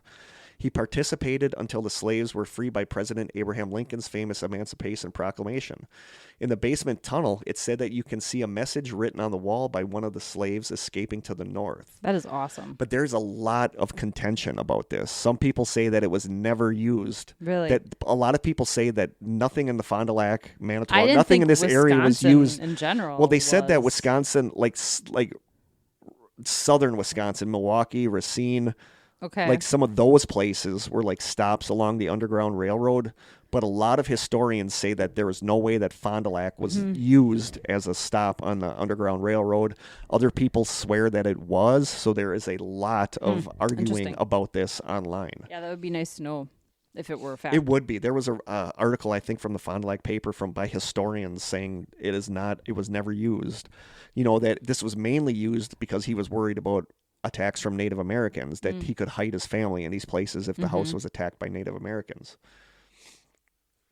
I think those locations, Underground Railroad locations, were pretty well documented, though. So yeah. Isaac Brown had given the main house to his son Edmund as a belated wedding present just before Isaac died. During the Civil War, Edmund Brown had enlisted with the Union Army, leaving his wife and 3 children to hold the fort, so to speak. Unfortunately, Edmund was killed in the Civil War. Undaunted, Ruth opened the house, making room for the Women's Relief Corps, who acted as angels of mercy during the American Civil War. Ruth and Edmund's 3 children didn't survive their childhood and died, probably from a widespread disease that swept through town. Ruth continued to live in the family home. Something must have changed for Ruth in 1872. Perhaps she died or was remarried or had to sell the property, because in 1872, dairyman Richard Morris lived there until 1887. In 1900, the property became strictly a rental unit for tenants. The Clancy family moved into the house, the first of many renters. For 60 to 70 years, many families lived here and called it home. Unfortunately, money was never spent in maintaining the structure, and it became a slum-quality rental. By the 1970s, this historic property was too much of a fixer-upper opportunity. It was way too dilapidated to rent, and even the poorest residents of Fond du Lac didn't want to live there. The building was condemned by the state. The owners didn't have the funds to fix it. However, the 1970s owner did manage to get the Octagon House listed on the National Register of Historic Places on November 3rd, 1972, before the state took ownership of the as-is fixer-upper opportunity and put it on the market at a reduced price. This condemned home became endangered when plans for a new school were presented, and the authorities were eyeing up the property with plans to tear it down if nobody bought it, despite it being listed on the National Register of Historical Places. It was in sad shape, needing a ton of money to fix it. Apparently, the school authorities and the state of Wisconsin were concerned about the historic home that needed so much restoring. A date with the wrecking ball was set despite the efforts of a group trying to save it, called the Save the Octagon House Committee. Local dressmaker and antique dealer Marlene Hansen bought the property with just days to spare without even seeing the inside of it. Sometimes citizens will step up to the plate and buy an endangered historic building and then be reimbursed by the preservation group that was working to try to save it. When Marlene bought when Marlene bought the Octagon House property, she thought she was buying it for the preservation group, save the Octagon House Committee, but that proved not to be the case. They didn't want to pay her, give her any money for it. They didn't want anything to do with it. Undaunted, Hansen went forward in restoring this historic gem through loans from the National Register of Historic Places, which meant that she had to abide with the NRHP rules as well, one of the requirements being that she was supposed to offer public viewings of the house for 12 hours a year. I never knew that if you're on the historic... I didn't know that part either. Like that's one of their laws, is that you have to offer public viewing of your place for 12 hours. I know that any modifications to the house have to follow strict guidelines. So Marlene decided to keep living in her current house and turn the main Octagon house into a museum, offering tours of some of the rooms. There was plenty to see there, featuring a lot of antiques and items from the early days of the Brown family and their descendants. On 1989, on January 1st, the state of Wisconsin finally caught on that the Octagon house was a historic restored treasure, now that they didn't have to put any money into the restoration, and it was listed on the Wisconsin State Register as well. Marlene Hansen also held events there, dinners, and other planned programs, putting the old house to work, bringing in needed funds to keep maintaining it and keep making improvements as well. While she had dinners with events for Mother's Day, Christmas, and other major and minor holidays, the most popular events here happen in October, offering candlelit tours of the tunnels and passages. On Halloween itself, she offered a dinner with candlelit ghost stories. That sounds so cool. Fun. Yeah. Participants were never disappointed. The spirits here liked to have company, and they made noises, made appearance, and would even sometimes touch people with their cold hands. She also opened up the house to several paranormal groups like Southwest Wisconsin Paranormal Group. All the investigation groups were very happy with their results as well. I wish we could have checked that place out. She rented out the carriage house that had been converted into an apartment with some effort. This also brought in steady income to continue in the maintenance of the historic house. However, after 40 years, it got to be just too much, so Helen Hansen closed her museum. She started to rent out the property to tenants while trying to sell the historic Octagon house as of June 2007. It is still for sale as of 2020. Her tenants had to live around the antiques until Marlene could make the transformation of the Octagon house from a museum to a private living space. She says, "It will take me a long, long time to move my things out, so they're going to have to live around me. I'm 76 years old and have spent 40 years taking care of the house, and I just decided I've done enough." She has gotten some help in finding new homes for her huge collections, and I remember this. This was a big thing. In 2011, the TV series American Pickers filmed here and bought some of her items. Really? Yeah. Like that was a big thing when American Pickers went to the Octagon house. Okay. One of the potential roadblocks in selling this historic American-style architectural treasure, besides its layout and style, is the fact that spirit people are still residing there as well. While the spirits don't seem to mind sharing with living people, as they have done so for over 100 years, coexisting with the spectral housemates is an acquired taste and is not welcomed by all buyers. So a list of some of the hauntings that happen there. It's said that items are moved and sometimes go completely missing.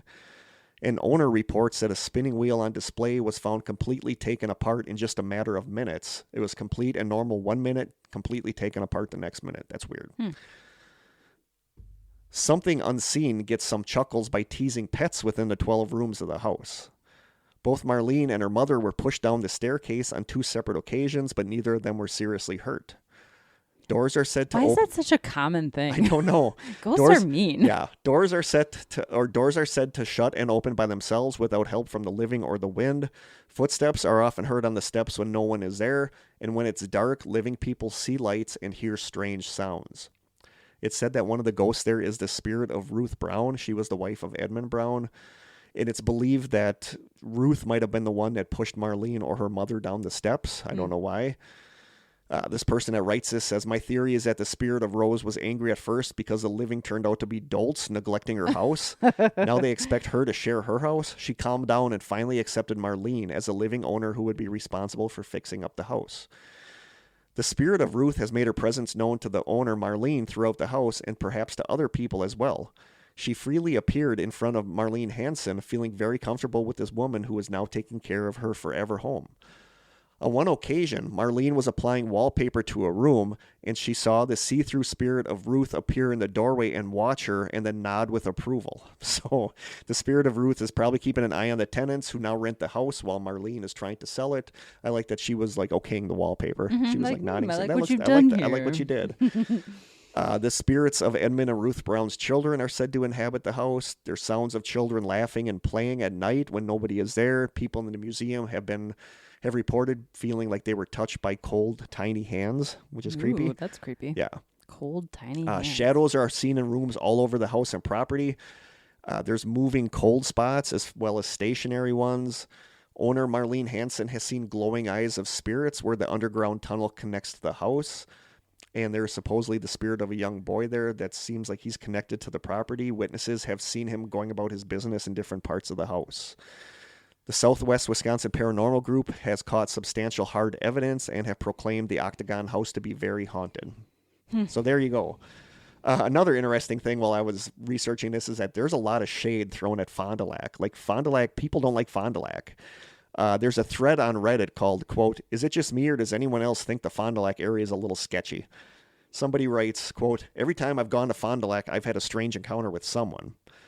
I am not going to disagree with that. There are definitely there's like a weird areas vibe. But to be are... honest with you, Sheboygan gives me a weird vibe. Yeah, I just think it depends on where you are. Yeah. There are some areas in Fond du Lac and Sheboygan that are run down and probably don't have the best people living in those areas, whatever. But there are also some really great areas of each city as well. So some more comments. Both lake communities. Somebody else writes, "I'd argue that Fond du Lac is the Florida of Wisconsin. Some of the strangest news stories come from that city." Somebody else writes, "I lived there for many years until, thankfully, the 2008 flood destroyed our home." Somebody else writes, "As someone who lives in Fond du Lac, this place blows. I've never felt more unsafe living anywhere." Oh, that's sad. Somebody else writes, "My only experience with Fondy is through youth hockey. Kids and parents are known to suddenly catch the, quote, Fondy flu and don't show up to games there. No one wants to go to Fond du Lac." Somebody else writes, "Fond du Lac, Green Bay, and Sheboygan are the bratwurst triangle of suck. Nothing good happens inside there."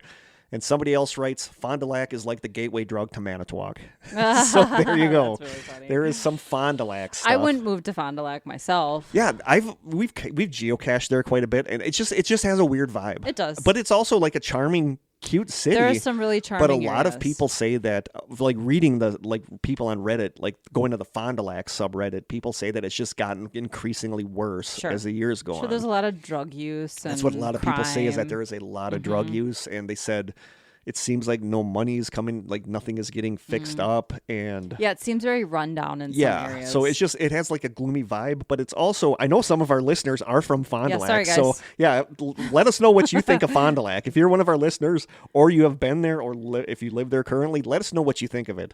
But there's places I go that have like a weird gloomy vibe. I agree. And Fond du Lac is kind of one of them.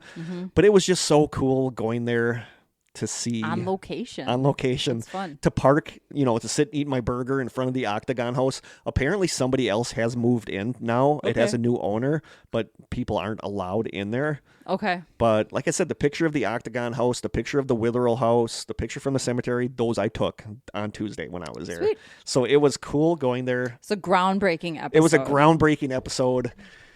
I'm glad I thought of it. I'm like, what am I going to do on my day off? And I'm like, I love it. I should just go to Fond du Lac. Why did you have the day off? Because I had to use my personal day or I was going to lose it. So I'm like, I used it on a Tuesday. Nice. Went there. So there you go. Love it. There is another one of my favorite mini mystery episodes, a local edition. That was a good one. Yeah. I hope you guys like it. So it's time for our song selection. I picked 2 songs. Both of these are I love the song, but both of these are kind of because of the video. So the first one, I know I've posted in the group because I love this video. So it was a while ago, so some of our new listeners might not have seen it, but I just love this video. I think it's super cute. So one of the YouTube comments for this video, somebody writes, "This song is hauntingly beautiful." Another quote, somebody writes, "I could write these lyrics down on sticky notes and put them everywhere, and I still wouldn't internalize the message enough. To anyone reading this or listening to this great song, take the words seriously. Live like you are dying every single day." Somebody else writes, quote, "This is such a cute video to go with the heartfelt music." Somebody else writes, quote, "Yeah, totally wasn't expecting such a funny video from such a serious sounding band." And then somebody else writes, quote, This has been my favorite song since this album came out. I just saw the video for the first time a few months ago and I pooped bricks. Okay. The woman drawing a card right as the lyrics begin hits me with emotion similar to how I felt when I first heard this song. The choice of lyrics on this and a few other tracks on this album is perfect. And this is by the Canadian band Do Make, Say, Think, and it is the song In Mind, where the girl goes to bed and her teddy bears come to life and they're like playing poker. It's like a super cute video. Okay. But I first heard this on an episode of Letterkenny. There's an episode of Letterkenny called Sleepover, where all the characters end up at sleepover at each other's houses for whatever reasons, like playing board games and watching hockey games and stuff. And there's a scene where it's like showing the snowstorm outside and showing the Canadian streets with the snow and stuff. And they play this really, really pretty song. And it turns out that it's this song. Like the lyrics in this song don't kick in until the very kind of near the end of the song. But I love, love, love this song. I love this video. It is the song In Mind by Do Make, Say, Think. And my other song choice is a song that I have always absolutely loved. I love this video. Somebody writes, quote, I love how in this video every lyric is spoken by every different person in a seamless fashion of collective stream of consciousness. Problems are universal to every person. The band is silent and unmoving except for a head/shoulder shift to notice and take all the actions in. Beautiful lyrics, music, and video compiled into one. Somebody else writes, 2004 is when I discovered this song. I'm now 31 and go back to this song anytime my mental health is struggling. However, today this song made me miss very much simpler times. Teens, don't be in a rush to grow up. It sucks. Adulting. Somebody else writes, this song makes my spine tingle and the hairs on the back of my neck stand up. I can't explain the feeling it gives me, but it's like pure universal love. Somebody else writes, this song is very liberating. Listen to it loudly in the car when the window's open and drive real slow as you sing along. Somebody else writes, this song is my happy place. This video gives me chills. I practiced the intro on piano until I couldn't feel my fingers, and after months of knowing how to play it, it's still my favorite song to play. And somebody else writes, you'd be surprised at how many people around you probably know the words to songs you know. And this video is showing that we're all in the same world going about life together, and it doesn't matter how loud or perfect we sing, work, or argue. We all grow old, we all die, so love your life and live it well. Sing it loud, and don't worry about how other people view you. And it is by the band Stray Light Run, and I love the band Stray Light Run. It is the song Existentialism on Prom Night. And the video is so cool. The video is just, I don't know why I love the video so much. It's like on a subway car.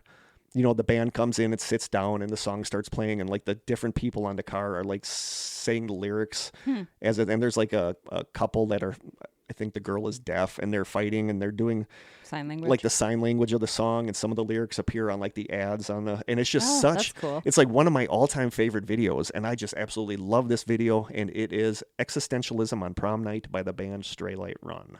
So there you go. There are my songs. Sweet. I have two quick things. Okay. One is I'm test driving a tattoo. Seriously? Yeah, it's so inkbox.com. I learned about this from my coworker Megan. Hey Megan, she occasionally listens. What were you gonna? You had something that you were gonna say from? I'll tell you that later. Okay. I didn't want you to forget that. Yeah, because I've been toying around with the idea of a tattoo on my arm, but I'm kind of like, do I want a tattoo on my arm? And so I learned about these semi-permanent tattoos that last like 2 weeks, but they're really realistic looking. It was like $20. So Yeah. I'm test driving this little Nice. flower on my arm. That's It's like nice. a watercolor style Nice. peony. So yeah, the verdict is I don't want it on my wrist because it's too. But up here on my forearm where I can cover it up, I always wear long sleeves or at least 3/4 length sleeve at work, and so it's like in a really good spot. Yeah, so it looks nice. That's fun. I thought it'd be a strange sessions tattoo, but I guess not. No, No, probably not. it looks nice. Thank you. And the other thing, okay, Kayla, my coworker Kayla, who Hi, is Kayla. actually my neighbor at work now. We sit in the same office. She's in Sweet. the cube next to me. Sweet. She had a funny question the other day, and I'm like, Kurt went to London. He can maybe answer this question. She was like telling the story about how she was going up and down the stairs and how she holds things in one hand and uses the rail with the other. And she's like, in the United States, we drive on the right side of the road and we pass on the left. And she's like, so we tend to do that on the sidewalk or on stairways too. And she said in places like London where you drive on the left side of the road, do you pass on the right? And does that translate to walking on the sidewalks and going up and down the stairs? So when you were in London, Did you walk on the right or When left we side? were in London, we walked on the right side of the sidewalk, but Okay. I don't know if we were supposed to. Maybe. You were those Americans.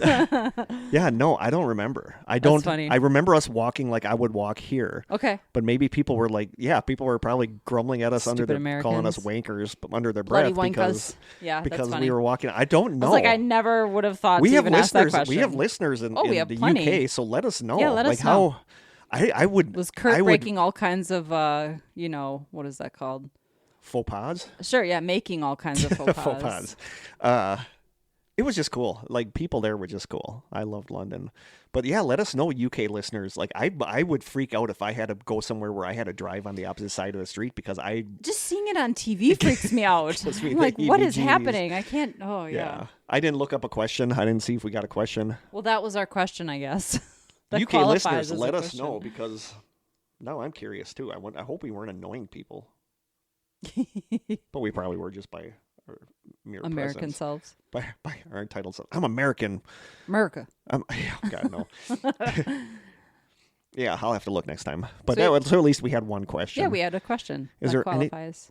I don't know what's up with our lights. I actually think it's this overhead light bulb is probably. You don't on think its it's haunted last down leg. here? No, I don't. My house is not haunted. Okay. No, I think that it's that specific light bulb that I saw kind of flickering before, so that's probably it. Okay. Sorry So to disappoint you. Is that it? I think Let that's us know it. what you guys thought of my little on-location report. Did you like that? Is that loved something it. you want Krista and I to do? My vote is yes. Yeah, like you and I could go there. You could hear my recorder sounds, it records really well. So Yeah. you and I could just go there, go to a haunted location and do a show. Like Yeah. it would be cool doing a show from That'd a be haunted amazing. location. I have two comments. One, this is under 2 hours. Dang. I know. And two, you don't have to edit this episode at all. No, I actually brought my phone that I use for my timer to let me know when Didn't I need even to edit need to use something. And it. I didn't even turn it on. I'm like, No. you know what? The heck with it. We don't need to. This is a totally unedited episode. This is a totally unedited. I don't think we dropped any major F-bombs or Nope, anything like only that. minor ones. I did at school this week, or yesterday actually, Linda Haas, who listens to the podcast, she wants the haunted chair for the classroom, by the way. She commented on our Facebook post about the haunted chair. But I went there yesterday because it was an in-service, so students didn't have to be there, but I usually don't have to be there for in-services, but yesterday I did. Mm-hmm. So Mrs. L, she's another para like me. We got there at 6, which is way too early because we didn't have to be there till 8. But you know how I roll. Yep. So her and I got there, and she brought donuts for everybody. So she put them in the teacher's lounge with me, and then she had to leave to run back home. And the meeting was going to be held in the band room. So I took the donuts, and I went to the band room, and I had the donuts, so I couldn't turn the lights on. And I walked into the band room, and I walked in, and I heard whispering, like a female voice whispering. And I'm like, is there a teacher in here already? And there was nobody in there. That's but I creepy. clear as day heard Yeah. whispering in the room as I walked in, and there was nobody in there. That's creepy. So now tomorrow when I go there to do my stuff, I'm going to leave my recorder in there for a while to see if I get anything. Mm-hmm. But Emma, one of my students, always she hates this one hallway, and that hallway gives me a weird vibe too. So when I go on Sundays, I leave my recorder there. I go down after 20 minutes, put my recorder in the auditorium. So now I'm going to add the band room. All right. So yeah, One of these days, we're trying gonna to get get an EVP. trying to get some kind of sound. But it was weird hearing the whispering in the band room. So there you go. Cool. What time are we looking at? We are now at 2 hours and like a couple seconds. Okay, so at but least that we passed doesn't it. include Oh, that shoot. includes the banter at the beginning that So we're now do we editing have to out. talk for an extra 6 minutes just No. to get to the 2 hour mark? No. Because people are going to see it's under 2 hours and be like, I'm not even going to listen to Oh that yeah, right. garbage episode. So hopefully you guys like this. Let us know what you think seriously of the on location thing. Was it annoying? Was the hearing the tweeting birds annoy you? That's the best part. It was peaceful. You can hear a lot. You can hear it was a little piece of Wisconsin Yeah, for you to hear some robins definitely. tweeting in the background. There is one part on there where I felt like I heard something, and now the light is flickering Yeah, over me again. and now it just got really bright. So I think it's that light bulb. Yeah, so it's not a ghost. Nope. We'll bring our Ouija board down here next time. We'll get some kind of spirit cooked up down Our here. Ouija board that we have. Yeah, our Ouija Okay, board. that one. So I think that's it. Anything else we got to say? Nope. I feel like there's something Deets? we're forgetting. The Oh, the deets? deets. How about that? I sounded so Wisconsin. How about when I said that? it. How about that? Yeah, Hey, read them How about deets that there, there? eh? Holy jeez. I almost forgot the deets. Oh, good gosh, geez. Oh, good gosh. You can email us at thestrangesessions@gmail.com. We are on Twitter, I think, at Strange Session without the final S. Maybe. We are. Krista, this light above me is going to kill me. Krista does a great job on Instagram at The Strange Sessions. You can send postcards and snail mail to The Strange Sessions, P.O. Box 434, Manitowoc, Wisconsin 54221-0434. You can call our lonely phone line at 920-443-9602. And you can send listener stories to the Strange Sessions Stories at gmail.com, which I have not looked at since I created it. We probably have like Elon Musk, like people emailing us saying, where can I send this $1 million donation for you guys? And totally. I'm not even looking at it. I wouldn't be surprised if we get a voicemail from Matthew Thornton, actually. Doesn't he occasionally leave a voicemail? He does. After he sends a letter? I'll check right now, actually. Did we get a voicemail from anybody? We did not. Oh, okay. That's all right. He may. Right. He may. So cool. I think that's it for this episode. It is. So wherever you are in the world, take care of yourself. We love you. We love you, and we will see you in 2 weeks. Yep. Until then, stay strange.